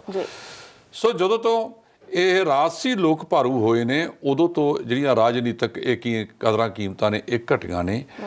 ਮੇਰੇ ਕਹਿਣ ਦਾ ਮਤਲਬ ਇਹ ਹੈਗਾ ਕਿ ਉਹਦੀ ਇੱਕ ਕੇਸ ਦੇ ਵਿੱਚ ਜ਼ਮਾਨਤ ਹੋ ਗਈ ਹੈ, ਜਿਹੜੀਆਂ ਕੁਝ ਹੋਰ ਧਰਾਵਾਂ ਵਾਲੇ ਕੇਸ ਨੇ ਉਹਨਾਂ ਦੇ ਵਿੱਚ ਜ਼ਮਾਨਤ ਅਜੇ ਹੋਣੀ ਹੈ, ਲੱਗੀ ਹੋਈ ਹੈ। ਉਹਦੇ ਵਿੱਚ ਕਾਨੂੰਨ ਆਪਣਾ ਸਿਸਟਮ ਦੇਖੇਗਾ। ਕਈ ਵਾਰ ਤਾਂ ਇਹੋ ਜਿਹਾ ਹੁੰਦਾ ਨਵਦੀਪ ਕਿ ਧਰਾਵਾਂ ਬਹੁਤ ਸਖਤ ਤੋਂ ਸਖਤ ਲਾ ਦਿੱਤੀਆਂ ਜਾਂਦੀਆਂ ਨੇ, ਬੰਦੇ ਨੂੰ ਮਤਲਬ ਸੁਰਜੀਤ ਪਾਤਰ ਦੀਆਂ ਗੱਲਾਂ ਵੀ ਯਾਦ ਆਉਂਦੀਆਂ ਨੇ। ਉਸ ਤੋਂ ਬਾਅਦ ਉਹ ਜਦੋਂ ਬਰੀ ਹੋ ਜਾਂਦਾ ਨਾ, ਫਿਰ ਉਦੋਂ ਜਿਨ੍ਹਾਂ ਨੇ ਕੀਤਾ ਹੋਵੇ ਉਹ ਕਦੇ ਆਪਦੇ ਠੰਡੇ ਪਾਣੀ ਦੀਆਂ ਗੜਬੀਆਂ ਪਾ ਕੇ ਸਿਰ 'ਚ ਸੋਚਿਆ ਕਰਨ ਵੀ ਅਸੀਂ ਕੀਤਾ ਕੀ ਸੀ ਤੇ ਕੇਸ ਸਿਰੇ ਕਿਉਂ ਨਹੀਂ ਚੜੇ। ਸੋ ਝੂਠ ਰਹਿਣਾ, ਝੂਠ ਅੱਜ ਕੱਲ੍ਹ ਪਰਸੋਂ ਕਿਸੇ ਸਟੇਜ ਤੇ ਜਾ ਕੇ ਉਹਦਾ ਪਰਦਾਫਾਸ਼ ਹੋ ਹੀ ਜਾਂਦਾ। ਜੀ ਬਿਲਕੁਲ। ਸੋ ਇਹਨਾਂ ਕੇਸਾਂ ਦੇ ਵਿੱਚ ਜੋ ਕੁਝ ਵੀ ਇਹ ਪੁਲਿਸ ਕਰਮਚਾਰੀਆਂ ਨੇ ਕੀਤਾ ਇਹ ਮੰਦਭਾਗੀ ਹੈ। ਪੁਲਿਸ ਕਰਮਚਾਰੀਆਂ ਨੂੰ ਹੱਦਾਂ ਬੰਨੇ ਨਹੀਂ ਟੱਪਣੇ ਚਾਹੀਦੇ, ਉਹਨਾਂ ਨੂੰ ਕਾਨੂੰਨ ਦੇ ਦਾਇਰੇ ਵਿੱਚ ਰਹਿ ਕੇ ਉੱਥੋਂ ਤੱਕ ਹੀ ਕਰਨਾ ਚਾਹੀਦਾ। ਜਿਵੇਂ ਤੁਸੀਂ ਕੱਲ੍ਹ ਦੇਖੋ ਪਰਸੋਂ ਜਿਹੜੇ ਬੱਚਿਆਂ ਦੀ ਜ਼ਮਾਨਤ ਹੋਈ ਹੈ, ਉਹ ਕਹਿੰਦੇ ਅਸੀਂ ਦਿੱਲੀ ਪੁਲਿਸ ਨੂੰ ਇਹ ਪੁੱਛਣ ਗਏ ਸੀ ਵੀ ਫਲਾਨਾ ਰਸਤਾ ਕਿੱਧਰ ਨੂੰ ਜਾਂਦਾ ਹੈ, ਠੀਕ ਹੈ। ਉਹਨਾਂ ਨੂੰ ਫੜ ਕੇ ਅੰਦਰ ਕਰਤਾ। ਜਿਨ੍ਹਾਂ ਦੇ ਮੋਢਿਆਂ ਦੇ ਉੱਤੇ ਹੋਰ ਤਾਰੇ ਲਾਉਣ ਦਾ ਥਾਂ ਨਹੀਂ ਬਚਿਆ, ਸ਼ਾਇਦ ਅਗਲੇ ਤਾਰੇ ਉਹਨਾਂ ਦੇ ਸਿਰਾਂ ਤੇ ਲਾਏ ਜਾਣ ਜਾਂ ਕੰਨਾਂ ਤੇ ਲਾਏ ਜਾਣ, ਉਹਨਾਂ ਨੂੰ ਸੋਚਣਾ ਚਾਹੀਦਾ ਹੈ। ਉਹ ਇਸ ਲੈਵਲ ਤੱਕ ਇਸ ਕਰਕੇ ਨਹੀਂ ਪਹੁੰਚੇ ਕਿ ਜੋ ਉੱਪਰਲੇ ਪਾਸਿਓਂ ਬੈਠਾ ਗ੍ਰਹਿ ਭਾਗ ਹੁਕਮ ਦੇਈ ਜਾਂਦਾ ਉਹ ਕਰੀ ਜਾਓ, ਕੁਝ ਤੁਹਾਡੇ ਵੀ ਦਿਮਾਗ ਲੱਗੇ ਹੋਏ ਨੇ। ਜਦੋਂ ਬੰਦਾ ਫਿਰ ਸੇਵਾ ਮੁਕਤ ਹੋ ਜਾਂਦਾ ਨਾ, ਫਿਰ ਬੈਠ ਕੇ ਪਛਤਾਉਂਦਾ ਹੈ, ਆਪ ਪਛਤਾਏ ਕਿਆ ਬਣੇ ਜਦ ਚੁੜੀਆਂ ਚੋਲੇ ਖੇਤ। ਸੋ ਇਹਨਾਂ ਗੱਲਾਂ ਦੇ ਵਿੱਚ ਨਹੀਂ ਜਾਣਾ ਚਾਹੀਦਾ। ਇਹ ਜਿਹੜੇ ਕੇਸ ਵਾਪਰੇ ਨੇ, ਕਿਉਂਕਿ ਪਹਿਲਾਂ ਤਾਂ ਕਦਮ ਹੀ ਇਹ ਹੈਗਾ ਕਿਸਾਨ ਜਥੇਬੰਦੀਆਂ ਦਾ ਕਿ ਜੇ ਗੱਲਬਾਤ ਕਰਨੀ ਆ ਪਹਿਲਾਂ ਸਾਰੇ ਕੇਸ ਵਾਪਸ ਲਓ, ਰਿਹਾ ਬੰਦੇ ਕਰੋ ਜਿਹੜੇ ਗ੍ਰਿਫਤਾਰ ਕੀਤੇ ਹੋਏ ਨੇ।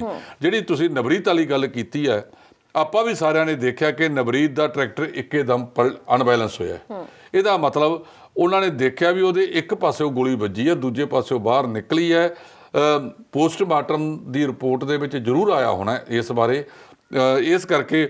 ਪਰ ਕਈ ਵਾਰ ਤਾਂ ਪੋਸਟਮਾਰਟਮ ਦੀਆਂ ਰਿਪੋਰਟਾਂ ਵੀ ਬਦਲ ਦਿੱਤੀਆਂ ਜਾਂਦੀਆਂ ਨੇ। ਹੁਣ ਉਹ ਅਦਾਲਤੀ ਬੂਹਾ ਖੜਕਾਇਆ ਉਹਨਾਂ ਨੇ, ਦੇਖੋ ਅਦਾਲਤਾਂ ਦੇ ਵਿੱਚੋਂ ਕਿਸ ਤਰ੍ਹਾਂ ਦਾ ਫੈਸਲਾ ਆਉਂਦਾ ਹੈ। ਪਰ ਬਹੁਤ ਗਿਣਤੀ ਲੋਕ ਜਿਹੜੀ ਉਹਨਾਂ ਦੇ ਦਾਦਾ ਜੀ ਡਿਬਡਬਾ ਸਾਹਿਬ ਵਾਲੀ ਗੱਲ ਹੈ ਉਹਦੇ 'ਤੇ ਬਿਲਕੁਲ ਕਾਇਮ ਨੇ ਕਿ ਨਵਰੀਤ ਦੇ ਗੋਲੀ ਵੱਜੀ ਹੈ। ਇਸੇ ਕਰਕੇ ਨਵਰੀਤ ਦੇ ਭੋਗ ਦੇ ਉੱਤੇ ਵੱਡੀ ਗਿਣਤੀ ਵਿੱਚ ਸਿਆਸੀ ਲੋਕਾਂ ਨੇ ਵੀ ਸ਼ਮੂਲੀਅਤ ਕੀਤੀ, ਇਨਕਲੂਡ ਨਾਲ ਬੀਬੀ ਪ੍ਰਿੰਕਾ ਗਾਂਧੀ ਵੀ ਉਹਨਾਂ ਦੇ ਭੋਗ ਤੇ ਗਏ ਸੀ। ਜੀ, ਤੇ ਇੱਕ ਹੋਰ ਗੱਲ ਵੀ ਇੱਥੇ ਹੋਰ ਦੱਸਣੀ ਬਣਦੀ ਹੈ ਟਲ ਸਾਹਿਬ ਕਿ ਨਵਰੀਤ ਤੇ ਜਦੋਂ ਉਸ ਵਕਤ ਤਿਰੰਗਾ ਝੰਡਾ ਪਾਇਆ ਗਿਆ ਸੀ ਤਾਂ ਉਸ ਨੂੰ ਲੈ ਕੇ ਵੀ ਬੜੀ ਚਰਚਾ ਬਣੀ ਰਹੀ ਕਿ ਉਸਦੇ ਘਰਦਿਆਂ ਤੇ ਵੀ ਇਸ ਚੀਜ਼ ਨੂੰ ਲੈ ਕੇ ਕੇਸ ਕੀਤਾ ਗਿਆ ਕਿ ਇੱਥੇ ਤਿਰੰਗੇ ਦਾ ਅਪਮਾਨ ਕੀਤਾ ਗਿਆ। ਇਹ ਤਾਂ ਆਪਦੇ ਤੌਰ ਦੇ ਉੱਤੇ ਬਣਾਏ ਹੋਏ ਨੇ ਜੀ ਇਹਨਾਂ ਨੇ, ਠੀਕ ਹੈ। ਜੋ ਇਹ ਕਰਦੇ ਨੇ ਉਹ ਸਾਰਾ ਕੁਝ ਜਾਇਜ਼ ਹੈ। ਇਹ ਇਹਨਾਂ ਦੇ RSS ਦੇ ਉੱਤੇ 40 ਸਾਲ ਝੰਡਾ ਨਾ ਲਹਿਰਾਇਆ ਜਾਵੇ ਉਹ ਜਾਇਜ਼ ਹੈ। ਇਹਨਾਂ ਦਾ ਮੰਤਰੀ ਰਾਸ਼ਟਰੀ ਝੰਡੇ ਦੀ ਥਾਂ ਦੇ ਉੱਤੇ ਕੋਈ ਹੋਰ ਝੰਡਾ ਲਹਿਰਾਇਆ ਜਾਵੇ ਉਹ ਜਾਇਜ਼ ਹੈ। ਭਾਵ ਕਿ ਜੇ ਇਹ ਕਰਨ ਤੇ ਸਾਰਾ ਕੁਝ ਜਾਇਜ਼ ਹੈ, ਜੇ ਕੋਈ ਦੂਜਾ ਕਰੇ ਤਾਂ ਸਾਰਾ ਕੁਝ ਨਜਾਇਜ਼ ਹੈ। ਇਹ ਕੋਈ ਨਹੀਂ, ਸਮੇਂ ਦੀ ਗੱਲ ਹੁੰਦੀ ਹੈ ਤੇ ਸਮਾਂ ਬਾਹਲਾ ਚਿਰ ਰਹਿੰਦਾ ਨਹੀਂ ਹੁੰਦਾ, ਸਮਾਂ ਬਦਲ ਵੀ ਜਾਂਦਾ ਹੁੰਦਾ। ਜੀ ਬਿਲਕੁਲ। ਤੇ ਹੁਣ ਅਸੀਂ ਰੁਕ ਕਰਾਂਗੇ ਪੰਜਾਬ ਦੇ ਵੱਲ ਕਿ ਪੰਜਾਬ ਦੇ ਵਿੱਚ ਇਸ ਵਕਤ ਨਗਰ ਨਿਗਮ ਦੀਆਂ ਚੋਣਾਂ ਦਾ ਮਾਹੌਲ ਭਖਿਆ ਹੋਇਆ। ਬੇਸ਼ੱਕ ਹੀ ਭਾਰਤੀ ਸਮੇਂ ਦੇ ਮੁਤਾਬਿਕ ਕੱਲ ਚੋਣ ਪ੍ਰਚਾਰ ਬੰਦ ਹੋ ਗਿਆ ਤੇ ਆਉਣ ਵਾਲੇ ਕੱਲ ਦੇ ਵਿੱਚ ਚੋਣਾਂ ਹੋਣੀਆਂ ਨੇ, ਪਰ ਇਸ ਚੋਣਾਂ ਦੇ ਵਿੱਚ ਬਹੁਤ ਕੁਝ ਖਾਸ ਵੇਖਣ ਨੂੰ ਮਿਲਿਆ ਕਿਉਂਕਿ ਬਹੁਤ ਸਾਰੀ ਲੀਡਰਸ਼ਿਪ ਹੈ ਜਿਹੜੀ, ਖਾਸ ਕਰਕੇ ਅਕਾਲੀ ਦਲ ਦੀ ਗੱਲ ਕਰੀਏ, ਆਮ ਆਦਮੀ ਪਾਰਟੀ ਦੀ ਗੱਲ ਕਰੀਏ, ਕਾਂਗਰਸ ਦੀ ਗੱਲ ਕਰੀਏ ਤਾਂ ਇਹਨਾਂ ਵੱਲੋਂ MC ਦੀਆਂ ਚੋਣਾਂ ਦੇ ਵਿੱਚ ਲਗਾਤਾਰ ਪ੍ਰਚਾਰ ਕੀਤਾ ਗਿਆ। ਤੇ ਸਭ ਤੋਂ ਵੱਡੀ ਗੱਲ ਜਿਹੜੀ ਇਹ ਵੀ ਵੇਖਣ ਨੂੰ ਮਿਲੀ ਕਿ ਇਹਨਾਂ ਚੋਣਾਂ ਦੇ ਦੌਰਾਨ ਹਿੰਸਕ ਮਾਮਲੇ ਬਹੁਤ ਜ਼ਿਆਦਾ ਵਧੇ। ਕਈ ਜਗ੍ਹਾ ਤੇ ਅਕਾਲੀ ਦਲ ਤੇ ਕਾਂਗਰਸ ਦੀ ਹਿੰਸਾ ਵੇਖਣ ਨੂੰ ਮਿਲੀ। ਤੇ ਉੱਥੇ ਹੀ ਜੇ ਗੱਲ ਕਰੀਏ ਦਿੱਲੀ ਦੇ ਉਪ ਮੁੱਖ ਮੰਤਰੀ ਮਨੀਸ਼ ਸਿਸੋਦੀਆ ਦੀ ਤਾਂ ਉਹ ਵੀ ਮੱਥਾ ਟੇਕਣ ਦੇ ਲਈ, ਨਤਮਸਤਕ ਹੋਣ ਦੇ ਲਈ ਸ਼੍ਰੀ ਹਰਿਮੰਦਰ ਸਾਹਿਬ ਪਹੁੰਚੇ ਤੇ ਉੱਥੇ ਹੀ ਉਹਨਾਂ ਦੇ ਨਾਲ ਪੰਜਾਬ ਮਾਮਲਿਆਂ ਦੇ ਇੰਚਾਰਜ ਨੇ ਜਿਹੜੇ ਉਹ ਵੀ ਉਹਨਾਂ ਦੇ ਨਾਲ ਰਹੇ। ਤਾਂ ਇਹ ਗੱਲ ਕਹਿ ਸਕਦੇ ਹਾਂ ਕਿ ਉਹਨਾਂ ਨੇ ਕਿਹਾ ਕਿ ਜੇ ਲੋਕ ਸਾਨੂੰ ਮੌਕਾ ਦੇਣ, ਆਮ ਆਦਮੀ ਪਾਰਟੀ ਨੂੰ ਮੌਕਾ ਦੇਣ, ਤਾਂ ਉਹ ਦਿੱਲੀ ਵਾਲਾ ਮਾਡਲ ਹੈ ਜਿਹੜਾ ਉਹ ਪੰਜਾਬ ਦੇ ਵਿੱਚ ਲਾਗੂ ਕਰਵਾ ਕੇ ਰਹਿਣਗੇ। ਕੇਜਰੀਵਾਲ ਨੇ ਜਿਹੜੇ ਕੰਮ ਦਿੱਲੀ ਦੇ ਵਿੱਚ ਕਰਵਾਏ ਉਹੀ ਉਹ ਪੰਜਾਬ ਦੇ ਵਿੱਚ ਲੈ ਕੇ ਆਉਣਗੇ, ਪਰ ਸਾਨੂੰ ਲੋੜ ਹੈ ਸਾਰੇ ਲੋਕਾਂ ਦੇ ਸਾਥ ਦੀ, ਪੰਜਾਬ ਦੇ ਯੂਥ ਦੇ ਸਾਥ ਦੀ, ਪੰਜਾਬ ਦੇ ਲੋਕਾਂ ਦੇ ਸਾਥ ਦੀ। ਇਹਨਾਂ ਗੱਲਾਂ ਦਾ ਉਹਨਾਂ ਨੇ ਪ੍ਰਗਟਾਵਾ ਕੀਤਾ। ਪਰ ਕਿਤੇ ਨਾ ਕਿਤੇ ਇਹ ਗੱਲ ਕਹਿ ਰਹੀ ਹੈ ਕਿ ਸਾਰੀਆਂ ਪਾਰਟੀਆਂ ਦਾ ਅੱਡੀ ਚੋਟੀ ਦਾ ਜ਼ੋਰ ਹੈ ਜਿਹੜਾ ਉਹ ਸਿਰਫ ਤੇ ਸਿਰਫ 2022 ਦੀਆਂ ਚੋਣਾਂ ਦੇ ਮੱਦੇਨਜ਼ਰ ਲਾਇਆ ਜਾ ਰਿਹਾ ਹੈ। ਨਵਦੀਪ, ਜਿਹੜੀਆਂ ਇਸ ਤਰ੍ਹਾਂ ਦੀਆਂ ਚੋਣਾਂ ਨੇ ਇਹ ਇੱਕ ਵਿਖਾਵਾ ਬਣ ਕੇ ਰਹਿ ਗਈਆਂ ਨੇ ਇਸ ਵੇਲੇ। ਇਹ ਚੋਣਾਂ ਸਿਰਫ ਤੇ ਸਿਰਫ ਇੱਕ ਵਿਖਾਵਾ ਨੇ। ਅਸੀਂ ਅਕਸਰ ਕਹਿੰਦੇ ਹਾਂ ਕਿ ਜਿਹੜੀਆਂ ਪ੍ਰਮੁੱਖ 3 ਪਾਰਟੀਆਂ ਨੇ ਪੰਜਾਬ ਦੇ ਵਿੱਚ, ਕਾਂਗਰਸ, ਅਕਾਲੀ ਦਲ ਤੇ ਆਮ ਆਦਮੀ ਪਾਰਟੀ, ਇਹ ਸਾਂਝੇ ਰੂਪ ਦੇ ਵਿੱਚ ਵਿਧਾਨ ਸਭਾ 'ਚ ਇੱਕ ਮਤਾ ਪਾਸ ਕਰ ਰਹੇ ਹਨ ਕਿ ਆਪਾਂ ਇਹ ਚੋਣਾਂ ਕਰਾਉਣੀਆਂ ਨਹੀਂ। ਦੇਖੋ ਤਾਂ ਅਸੀਂ ਕਿਵੇਂ ਟਰੈਕਟਰਾਂ ਦੇ ਥੱਲੇ ਬੰਦੇ ਦਿੱਤੇ ਜਾ ਰਹੇ ਆ, ਗੱਡੀਆਂ ਥੱਲੇ ਬੰਦੇ ਦਿੱਤੇ ਜਾ ਰਹੇ ਆ। ਅਸਲ ਦੇ ਵਿੱਚ ਜਿਹੜੀ ਵੀ ਹੁਕਮਰਾਨ ਧਿਰ ਹੈ ਉਸ ਨੇ ਜਿਹੜਾ ਮਰਜ਼ੀ ਤਰੀਕਾ ਵਰਤੇ ਉਹ ਜਿੱਤਣਾ ਹੁੰਦਾ। ਇਹ 2002 ਦੇ ਵਿੱਚ ਜਿਹੜਾ ਇਹ ਕੰਮ ਸ਼ੁਰੂ ਹੋਇਆ ਸੀ, ਇਹ ਪਟਿਆਲੇ ਤੋਂ ਹੋਇਆ ਸੀ।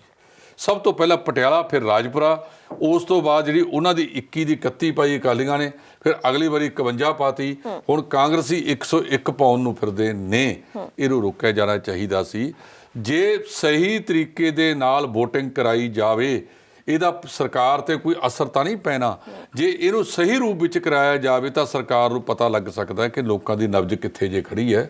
ਫਿਰ ਉਹ 2000 ਜੇ ਕਮੀ ਪੇਸ਼ੀ ਰਹਿ ਜਾਵੇ ਤਾਂ 2022 ਵਿੱਚ ਉਹ ਇਸ ਨੂੰ ਸੋਧ ਕਰ ਸਕਦੀ ਹੈ। ਇਹਦੇ ਆਧਾਰ ਦੇ ਉੱਤੇ ਅੱਗੇ ਆਪਦੀ ਜਿਹੜੀ ਕਾਰਗੁਜ਼ਾਰੀ ਆ ਉਹਨੂੰ ਹੋਰ ਵਧੀਆ ਕਰਨ ਦਾ ਯਤਨ ਕੀਤਾ ਜਾ ਸਕਦਾ ਹੈ।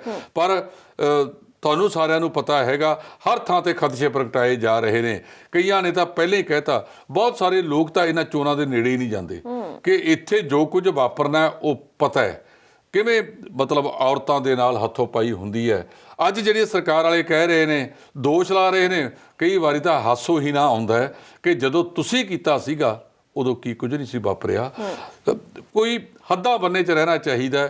ਇਹ ਰਾਜਸੀ ਆਗੂਆਂ ਨੇ ਇਹਨਾਂ ਚੋਣਾਂ ਵਿੱਚ ਜਿਵੇਂ ਹੱਦਾਂ ਬੰਨੇ ਟੱਪੇ ਆ ਨਾ, ਇਹ ਬਹੁਤ ਮਾੜਾ ਹੈ। ਲੋਕਤੰਤਰ, ਘੱਟੋ ਘੱਟ ਲੋਕਤੰਤਰ ਦਾ ਜਿਵੇਂ ਇਹਨਾਂ ਨੇ ਗਲਾ ਘੁੱਟਿਆ, ਇਹ ਬਹੁਤ ਮੰਦਭਾਗਾ ਹੈ। ਵਧੀਆ ਤਾਂ ਇਹ ਸੀ ਕਿ ਕਾਂਗਰਸ ਇਹਨੂੰ ਨਿਰਪੱਖ ਤੌਰ ਤੇ ਕਰਾਵੇ।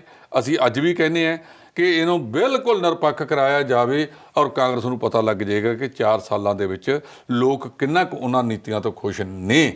ਜੇ ਕਮੀਆਂ ਜਿੱਥੇ ਨਜ਼ਰ ਆਉਣਗੀਆਂ ਤਾਂ 2022 ਤੋਂ ਪਹਿਲਾਂ ਉਹ ਉਹਨਾਂ ਕਮੀਆਂ ਨੂੰ ਸੁਧਾਰ ਸਕਦੇ ਆ, ਕਰ ਸਕਦੇ ਆ। ਪਰ ਹੋਣਾ ਨਹੀਂ। ਲੋਕਾਂ ਨੂੰ ਅਜੇ ਵੀ ਖਦਸ਼ੇ ਪ੍ਰਗਟਾਏ ਹੈਗੇ ਨੇ। ਲੋਕਾਂ ਨੂੰ ਭਵਿੱਖਬਾਣੀਆਂ ਹੈਗੀਆਂ ਨੇ ਕਿ ਕੀ ਕੁਝ ਵਾਪਰਨਾ ਹੈ। ਬਹੁਤ ਸਾਰੇ ਉਹ ਥਾਂ ਜਿਨ੍ਹਾਂ ਨੂੰ ਨਾਜ਼ੁਕ ਮੰਨਿਆ ਜਾਂਦਾ, ਸੰਵੇਦਨਸ਼ੀਲ ਮੰਨਿਆ ਜਾਂਦਾ ਹੈ, ਉਹਨਾਂ ਖੇਤਰਾਂ ਦੇ ਵਿੱਚ ਦਾਅਵਾ ਤਾਂ ਕੀਤਾ ਕਿ ਅਸੀਂ ਪੁਲਿਸ ਵੱਧ ਲਾ ਦਿਆਂਗੇ, ਪਰ ਜਿੰਨੀ ਕੁ ਲੱਗਣੀ ਹੈ ਸਾਰਿਆਂ ਨੂੰ ਪਤਾ ਹੈ। ਇਹ 8 ਜਾਂ 9 ਨਗਰ ਨਿਗਮਾਂ ਨੇ ਤੇ 109 ਦੇ ਕਰੀਬ ਨਗਰ ਕੌਂਸਲਾਂ ਨੇ ਜਿੱਥੇ ਇਹ ਚੋਣਾਂ ਹੋ ਰਹੀਆਂ ਨੇ।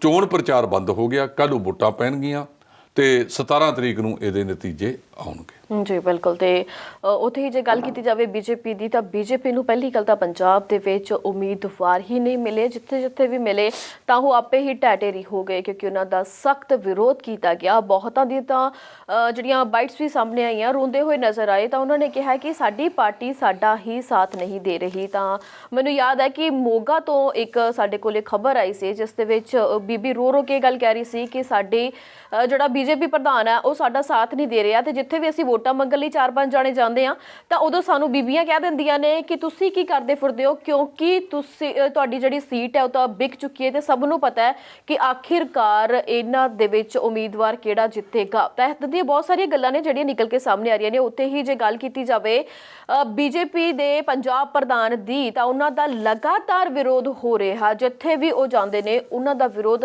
ਲਗਾਤਾਰ ਕਿਸਾਨਾਂ ਵੱਲੋਂ, ਆਮ ਲੋਕਾਂ ਵੱਲੋਂ ਕੀਤਾ ਜਾ ਰਿਹਾ। ਦੇਖੋ, ਭਾਰਤੀ ਜਨਤਾ ਪਾਰਟੀ ਜਦੋਂ ਤੋਂ ਕਿਸਾਨੀ ਅੰਦੋਲਨ ਇੱਥੇ ਚੱਲ ਰਿਹਾ ਹੈ, ਕਿਸਾਨੀ ਅੰਦੋਲਨ ਤੋਂ ਬਾਅਦ ਭਾਰਤੀ ਜਨਤਾ ਪਾਰਟੀ ਇੱਕ ਕਿਸਮ ਦਾ ਖਲਨਾਇਕ ਦਾ ਰੂਪ ਧਾਰਨ ਕਰ ਰਹੀ ਹੈ। ਜੇ ਅਮਿਤ ਸ਼ਾਹ ਤੇ ਮਨੋਹਰ ਲਾਲ ਖੱਟੜ ਆਪਦੀਆਂ ਸਿਆਸੀ ਸਰਗਰਮੀਆਂ ਦੀ ਹਰਿਆਣੇ 'ਚ ਪਾਬੰਦੀ ਲਾ ਸਕਦਾ ਹੈ ਤਾਂ ਪੰਜਾਬ 'ਚ ਕਿਉਂ ਨਹੀਂ? ਪਹਿਲੀ ਗੱਲ ਤਾਂ ਇਹ ਚੋਣਾਂ ਹੋਣੀਆਂ ਨਹੀਂ ਚਾਹੀਦੀਆਂ ਸੀ, ਇਸ ਸਮੇਂ ਦੇ ਦੌਰਾਨ ਨਹੀਂ ਕਰਾਈਆਂ ਜਾਣੀਆਂ ਚਾਹੀਦੀਆਂ ਸੀ। ਸੋ ਭਾਰਤੀ ਜਨਤਾ ਪਾਰਟੀ ਦੇ ਜਿਹੜੇ ਮੂੰਹ ਪੱਟ ਆਗੂ ਨੇ ਉਹਨਾਂ ਨੂੰ ਜੋ ਕੁਝ ਉਹਨਾਂ ਨਾਲ ਵਾਪਰ ਰਿਹਾ, ਇਹ ਆਪਦੀਆਂ ਰਿਪੋਰਟਾਂ ਜਿਹੜੀਆਂ ਨੇ ਕੇਂਦਰੀ ਹਾਈ ਕਮਾਂਡ ਕੋਲ ਪਹੁੰਚਾਉਣੀਆਂ ਚਾਹੀਦੀਆਂ ਨੇ ਕਿ ਲੋਕ ਸਾਨੂੰ ਮੂੰਹ ਨਹੀਂ ਲਾ ਰਹੇ, ਲੋਕ ਸਾਤੋਂ ਦੂਰ ਭੱਜ ਰਹੇ ਨੇ, ਪੂਰੇ ਇਹਨਾਂ ਨੂੰ ਉਮੀਦਵਾਰ ਨਹੀਂ ਮਿਲੇ, ਕਈ ਥਾਵਾਂ ਤੋਂ ਇਹਨਾਂ ਦੇ ਪ੍ਰਧਾਨ ਭੱਜ ਗਏ, ਕਈ ਥਾਵਾਂ ਦੇ ਉੱਤੇ ਇਹ ਆਜ਼ਾਦ ਚੋਣ ਲੈ ਕੇ ਲੜ ਰਹੇ ਨੇ। ਔਰ ਜਿਵੇਂ ਲੋਕਾਂ ਦਾ ਇਹਨਾਂ ਦੇ ਵਿਰੁੱਧ ਗੁੱਸਾ ਫੁੱਟਿਆ, ਵਿਰੋਧ ਹੋ ਰਿਹਾ ਹੈ, ਇਹ ਮੰਦਭਾਗਾ ਹੈ। ਇਹਨਾਂ ਨੂੰ ਜਾ ਕੇ ਆਪਦੀ ਹਾਈ ਕਮਾਂਡ ਨੂੰ ਸਮਝਾਉਣਾ ਚਾਹੀਦਾ ਹੈ ਕਿ ਰੱਬ ਦਾ ਵਾਸਤਾ ਇਹਨਾਂ ਖੇਤੀ ਕਾਨੂੰਨਾਂ ਦੇ ਵਿੱਚ ਦੇਸ਼ ਦੇ ਕਾਰਪੋਰੇਟ ਘਰਾਣਿਆਂ ਨੂੰ ਨਾ ਵੇਚੋ। ਤੇ ਦੇਖੋ ਨਵਦੀਪ ਕਹਿੰਦੇ ਜੀ ਕਿ ਅਸੀਂ ਦੂਜੀਆਂ ਮੰਡੀਆਂ ਬੰਦ ਨਹੀਂ ਕਰਨੀਆਂ, ਅਸੀਂ ਕਦੋਂ ਕਹਿੰਦੇ ਤੁਸੀਂ ਬੰਦ ਕਰੋਗੇ? ਹੁਣ ਇੱਕ ਆਹ ਮੰਡੀ ਹੈ ਜਿਹੜੀ ਮੇਰੇ ਵਾਲੇ ਪਾਸੇ ਪਈ ਹੈ, ਇੱਕ ਉਹ ਮੰਡੀ ਹੈ ਜਿਹੜੀ ਤੁਹਾਡੇ ਵਾਲੇ ਪਾਸੇ ਪਈ ਹੈ। ਤੁਹਾਡੇ ਵਾਲੀ ਨਵੀਂ ਮੰਡੀ ਹੈ, ਮੇਰੇ ਵਾਲੀ ਮੰਡੀ ਤੇ ਫੀਸ ਲੱਗਣੀ ਆ। ਜੇ ਕਣਕ ਤੇ ਗੱਲ ਕਰੀਏ ਤਾਂ 160 ਤੋਂ ਲੈ ਕੇ 165 ਰੁਪਏ ਤੱਕ ਮੇਰੇ ਵਾਲੇ ਪਾਸੇ ਸਰਕਾਰ ਨੂੰ ਮੰਡੀ ਬੋਰਡ ਨੂੰ ਪੈਸੇ ਦੇਣੇ ਪੈਣੇ ਨੇ। ਜਿਹੜੇ ਜੇ ਤੁਹਾਡੇ ਵਾਲੇ ਪਾਸੋਂ ਕੋਈ ਬੰਦਾ ਖਰੀਦ ਕਰੇਗਾ ਉਹਦੇ ਤੇ ਉਹ 160-65 ਰੁਪਏ ਨਹੀਂ ਲੱਗਣੇ। ਤਾਂ ਸ਼ਰਾਰਤ ਕੀ ਕਰਨੀ ਹੈ ਕਾਰਪੋਰੇਟ ਨੇ, ਇਹਨੂੰ ਦੋ ਹਿੱਸਿਆਂ 'ਚ ਵੰਡ ਲੈਣਾ। ਕਿਸਾਨ ਨੂੰ ਕਹਿਣਾ ਵੀ ਲੈ 100 ਰੁਪਇਆ ਤੂੰ ਚੱਕ, ਜੇ 1888 ਰੁਪਏ ਭਾਅ ਕਿਸੇ ਚੀਜ਼ ਦਾ ਹੈਗਾ ਉਹਨੂੰ 1988 ਮਿਲ ਗਿਆ, 100 ਰੁਪਇਆ ਵੱਧ ਮਿਲ ਗਿਆ, ਤਾਂ ਉਹਨੇ ਪੱਕੀ ਗੱਲ ਆ ਉਧਰਲੇ ਪਾਸੇ ਨੂੰ ਜਾਣਾ। ਤੇ ਤੁਹਾਡੇ ਵਾਲੀ ਮੰਡੀ ਦੇ ਵਿੱਚੋਂ ਟੈਕਸ ਨਹੀਂ ਲੱਗਣਾ, ਉਹਨੂੰ ਜੇ 68 ਰੁਪਏ ਜਾਂ 64 ਰੁਪਏ ਵੀ ਮਿਲ ਗਏ ਉਹ ਫਾਇਦੇ ਦੇ ਫਾਇਦੇ ਨੇ। ਸੋ 3-4 ਸਾਲੇ ਕਰਕੇ ਜਦੋਂ ਆੜਤੀਏ ਮੰਡੀ ਚੋਂ ਗਾਇਬ ਹੋ ਗਏ, ਖਤਮ ਕਰ ਦਿੱਤੇ ਗਏ, ਫਿਰ ਇਹ ਕਾਰਪੋਰੇਟ ਮਨਮਰਜ਼ੀ ਦੇ ਉਹ ਤੇ ਵੇਚਣਗੇ। ਜੇ ਐਡੀ ਕੋਈ ਤੁਸੀਂ ਬਹੁਤ ਵੱਡਾ ਕੰਮ ਮਾਰ ਦਿੱਤਾ, ਦੱਸੋ ਬਿਹਾਰ ਦੇ ਵਿੱਚ 900 ਰੁਪਏ ਕਿਉਂ ਵਿਕਦਾ? ਦੱਸੋ ਯੂਪੀ ਦੇ ਵਿੱਚ ਘੱਟ ਕਿਉਂ ਵਿਕਦਾ? MSP ਤੋਂ ਘੱਟ ਕਿਉਂ ਨਹੀਂ? MSP ਤਾਂ ਪਹਿਲਾਂ ਵੀ ਹੈਗੀ ਹੈ, ਇਹ ਕਹਿ ਦੇਣਾ MSP ਹੈਗੀ ਹੈ, MSP ਹੈਗੀ ਹੈ। MSP ਤਾਂ ਮੱਕੀ ਦੀ ਵੀ ਹੈ, ਵਿਕ 600 ਤੋਂ 800 ਰੁਪਏ ਰਹੀ ਹੈ। ਸੋ ਇਹ ਕਹਿਣਾ ਇੱਕ ਯੋਜਨਾਬੱਧ ਤਰੀਕੇ ਦੇ ਨਾਲ ਕਿਸਾਨਾਂ ਨੂੰ ਭੰਡਿਆ, ਪਰ ਜਿਸ ਤਰੀਕੇ ਨਾਲ ਵਿਰੋਧੀ ਧਿਰ ਦੇ ਸੰਸਦ ਮੈਂਬਰਾਂ ਨੇ ਆਪਣੀ ਆਵਾਜ਼ ਬੁਲੰਦ ਕੀਤੀ ਹੈ, ਇਕੱਲੇ ਦਾ ਨਾਮ ਮਾਰ ਕੇ ਯੋਗ ਹੈ ਦੇਰ ਆਏ ਦਰੁਸਤ ਆਏ, ਕਿ ਜਿਹੜੇ ਹੁਣ ਤੱਕ ਇਹਨਾਂ ਦੇ ਨਾਲ 25 ਸਾਲ ਤੋਂ ਭਾਈਵਾਲ ਬਣੇ ਬੈਠੇ ਸੀ, ਜਦੋਂ ਇੱਥੋਂ ਬਾਹਰ ਨਿਕਲ ਕੇ ਆਏ ਤਾਂ ਉਹਨਾਂ ਦੀ ਬੀਬੀ ਹਰਸਿਮਰਤ ਕੌਰ ਨੇ ਵੀ ਆ ਜਿਹੜਾ ਪਰਸੋਂ ਤਕਰੀਰ ਦਿੱਤੀ ਹੈ ਉਹ ਕਾਫੀ ਡਾਟਾ ਆਧਾਰਿਤ ਦਿੱਤੀ ਹੈ, ਕਾਫੀ ਵਧੀਆ ਦਿੱਤੀ ਹੈ। ਗੱਲ ਉਹੀ ਆ ਜਾਂਦੀ ਹੈ ਕਿ ਭਾਵੇਂ ਤੁਸੀਂ ਹੁਣ ਜੋ ਮਰਜ਼ੀ ਕਰੀ ਜਾਓ, ਜਿਹੜੇ ਤੁਸੀਂ ਪਹਿਲਾਂ ਸੋਲੇ ਗਾਤੇ ਉਹ ਬਹੁਤ ਨਿੰਦਣਯੋਗ ਸੀ। ਜੇ ਕਿਤੇ ਤੁਸੀਂ 5 ਜੂਨ ਨੂੰ ਹੀ ਇਹ ਸਾਰਾ ਕੁਝ ਕਹਿ ਦਿੰਦੇ, ਵੱਧ ਅਧਿਕਾਰਾਂ ਦੀ ਗੱਲ ਸਭ ਤੋਂ ਵੱਧ ਅਕਾਲੀ ਦਲ ਨੇ ਉਠਾਈ ਸੀ, ਤੁਸੀਂ ਉਹਨੂੰ ਭੁੱਲ ਗਏ, ਆਪਣਾ ਮੂਲ ਸਿਧਾਂਤ ਭੁੱਲ ਗਏ। ਇਸੇ ਕਰਕੇ ਕਹਿੰਦੇ ਵੀ ਬਖਤੋਂ ਖੁੰਝੀ ਡੂੰਘਣੀ ਗਾਵੇ ਆਲ ਪਤਾਲ। ਸੋ ਗੱਲ ਸਹੀ ਕੀਤੀ, ਪਰ ਦੇਰ ਨਾਲ ਗੱਲ ਕੀਤੀ। ਪਰ ਅਸੀਂ ਫਿਰ ਵੀ ਕਹਾਂਗੇ, ਭਾਵੇਂ ਦੇਰ ਨਾਲ ਹੀ ਗੱਲ ਕੀਤੀ ਹੋਵੇ, ਭਾਵੇਂ ਭਵਿੱਖ 'ਚ ਦੁਬਾਰਾ ਨਾਲ ਰਲਣ ਦੀ ਯੋਜਨਾ ਹੋਵੇ, ਪਰ ਜਿਹੜੀ ਗੱਲ ਹੁਣ ਆਪਣਾ ਉਹਨਾਂ ਨੇ ਲੋਕ ਸਭਾ ਦੇ ਵਿੱਚ ਕੀਤੀ ਹੈ ਉਹ ਬਿਲਕੁਲ ਠੀਕ ਕੀਤੀ ਹੈ। ਔਰ ਜੇ ਪਹਿਰਾ ਦਿੱਤਾ ਹੈ ਉਹਦੇ ਤੇ ਉਹ ਠੀਕ ਦਿੱਤਾ ਹੈਗਾ।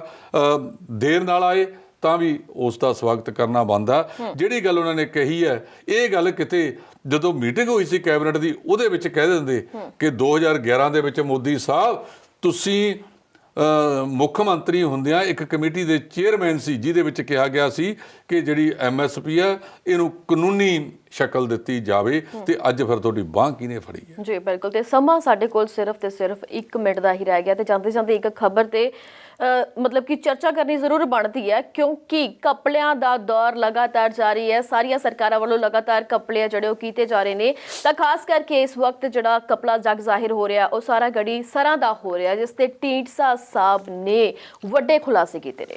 ਦੇਖੋ ਨਵਦੀਪ, ਇਹ ਸ਼੍ਰੋਮਣੀ ਕਮੇਟੀ ਦੇ ਵਿੱਚ ਘਾਲੇ ਮਾਲੇ ਬਹੁਤ ਚਿਰ ਤੋਂ ਹੋ ਰਹੇ ਨੇ। ਕਿਹਾ ਇਹ ਜਾ ਰਿਹਾ ਕਿ ਉਹਦੇ ਪਿੱਛੇ ਇੱਕ ਵੱਡਾ ਪਰਿਵਾਰ ਹੈ ਜਿਹੜਾ ਉਹ ਜ਼ਿੰਮੇਵਾਰ ਹੈ ਜੀ। ਜਿਹੜਾ ਪਰਮਿੰਦਰ ਸਿੰਘ ਢੀਂਡਸਾ ਹੋਰਾਂ ਨੇ ਗੱਲ ਕੀਤੀ ਹੈ, ਉਹ ਜਦੋਂ ਸਾਰਾ ਗੜੀ ਸਰਾਹ ਬਣੀ ਸੀ ਉਹਦੇ 239 ਕਮਰੇ ਬਣੇ, ਉਹਨਾਂ ਦੇ ਵਿੱਚ ਜਿਹੜਾ ਫਰਨੀਚਰ ਰੱਖਿਆ ਗਿਆ ਉਹ ਕਹਿੰਦੇ ਬਾਹਰੋਂ ਲਿਆਂਦਾ ਗਿਆ, ਜਿਹਦੇ 5 ਕਰੋੜ 14 ਲੱਖ ਰੁਪਈਆ ਦਿਖਾਇਆ ਗਿਆ, ਪਲੱਸ 19 ਲੱਖ ਸ਼ਾਇਦ ਉਹਦੇ ਤੇ ਜਿਹੜਾ ਹੈਗਾ ਉਹਨੂੰ ਉੱਥੇ ਲਿਆਉਣ ਵਾਸਤੇ ਖਰਚਾ ਗਿਆ। ਹਾਂ 19 ਲੱਖ। ਉਹ ਕਹਿੰਦੇ ਵੀ ਇਹੀ ਫਰਨੀਚਰ ਮਾਰਕੀਟ ਦੇ ਵਿੱਚੋਂ 2.25 ਕਰੋੜ ਦਾ ਲਿਆ ਜਾ ਸਕਦਾ ਸੀ, ਜਿਹੜਾ ਨਹੀਂ ਲਿਆ ਗਿਆ। ਕਮੇਟੀ ਬਣੀ, ਕੁਝ ਨੇ ਦਸਖਤ ਨਹੀਂ ਕੀਤੇ, ਜ਼ਿੰਮੇਵਾਰ ਵਿਅਕਤੀ ਨੂੰ ਦਿੱਤਾ, ਕਹਿੰਦੇ ਉਹਨੂੰ ਮਤਲਬ ਪ੍ਰਮੋਟ ਕਰ ਦਿੱਤਾ ਗਿਆ। ਜਿਹੜੀ ਗੱਲ ਢੀਂਡਸਾ ਸਾਹਿਬ ਨੇ ਕੱਲ ਉਠਾਈ ਉਸ ਗੱਲ ਦੇ ਉੱਤੇ ਇਹਨਾਂ ਦੇ ਮੂੰਹ ਜੁੜ ਗਏ। ਉਹਨਾਂ ਨੇ ਉਹ RTI 'ਚ ਲਈ ਹੈ। ਮਿੱਠੂ ਸਿੰਘ ਕਾਨੇਕੇ ਜਿਹੜੇ ਸ਼੍ਰੋਮਣੀ ਕਮੇਟੀ ਦੇ ਮੈਂਬਰ ਰਹੇ ਨੇ ਉਹ ਅੱਜ ਕੱਲ੍ਹ ਢੀਂਡਸਾ ਸਾਹਿਬ ਦੇ ਨਾਲ ਨੇ। ਇਹਨਾਂ ਲੋਕਾਂ ਨੂੰ ਪੁਰਾਣਾ ਸਾਰਾ ਕੁਝ ਪਤਾ ਸੀ। ਇਸ ਵੇਲੇ ਸਭ ਘੁੰਗਲੀਆਂ ਪਾਈ ਬੈਠੇ ਨੇ। ਤਾਂ ਇਹਦਾ ਮਤਲਬ ਇਹ ਹੈਗਾ ਕਿ ਜਿਹੜੀ ਮਸੰਦ ਰੂਪੀ ਇਹ ਲੋਕ ਇਹਨਾਂ ਤੇ ਕਾਬਜ ਹੋ ਗਏ। ਇਹਨਾਂ ਤੋਂ ਬਚਣ ਦੀ ਜ਼ਰੂਰਤ ਹੈ। ਕੋਈ ਨਵਾਂ ਢਾਂਚਾ ਆਵੇ। ਮਤਲਬ ਜੇ ਗੁਰੂ ਦਿਆਂ ਗੋਲਕਾਂ ਦੇ ਉੱਤੇ ਵੀ ਇਹਨਾਂ ਨੇ ਇਸੇ ਤਰ੍ਹਾਂ ਡਾਕੇ ਮਾਰਨੇ ਨੇ, ਗੁਰੂ ਦਿਆਂ ਗੋਲਕਾਂ ਨੂੰ ਲਟਾਉਣਾ ਹੈਗਾ ਤਾਂ ਬਹੁਤ ਮੰਦਭਾਗਾ। ਇਹ ਨਹੀਂ ਹੋਣਾ ਚਾਹੀਦਾ ਸੀ। ਅੱਜ 24 ਘੰਟੇ ਬੀਤ ਗਏ ਨੇ ਇਹਨਾਂ ਗੱਲਾਂ ਨੂੰ ਉਠਾਇਆ, ਕਿਸੇ ਨੇ ਅਜੇ ਤੱਕ ਇਹਦੇ ਤੇ ਕੋਈ ਕਿੰਤੂ ਪਰੰਤੂ ਜਾਂ ਜਵਾਬ ਆਪਣਾ ਦੇਣਾ ਮੁਨਾਸਬ ਨਹੀਂ ਸਮਝਿਆ। ਜੀ ਬਿਲਕੁਲ, ਤੇ ਤੁਹਾਡਾ ਬਹੁਤ ਬਹੁਤ ਧੰਨਵਾਦ ਕਿ ਬਹੁਤ ਹੀ ਵਧੀਆ ਸਲੀਕੇ ਦੇ ਨਾਲ ਤੁਸੀਂ ਸਾਰੇ ਸਵਾਲਾਂ ਦੇ ਜਵਾਬ ਦਿੱਤੇ। ਬਹੁਤ ਹੀ ਵਧੀਆ ਵਿਚਾਰ ਚਰਚਾ ਰਹੀ। ਹਰ ਇੱਕ ਟੌਪਿਕ ਤੇ ਖੁੱਲ੍ਹ ਕੇ ਵਿਚਾਰ ਚਰਚਾ ਕੀਤੀ ਗਈ।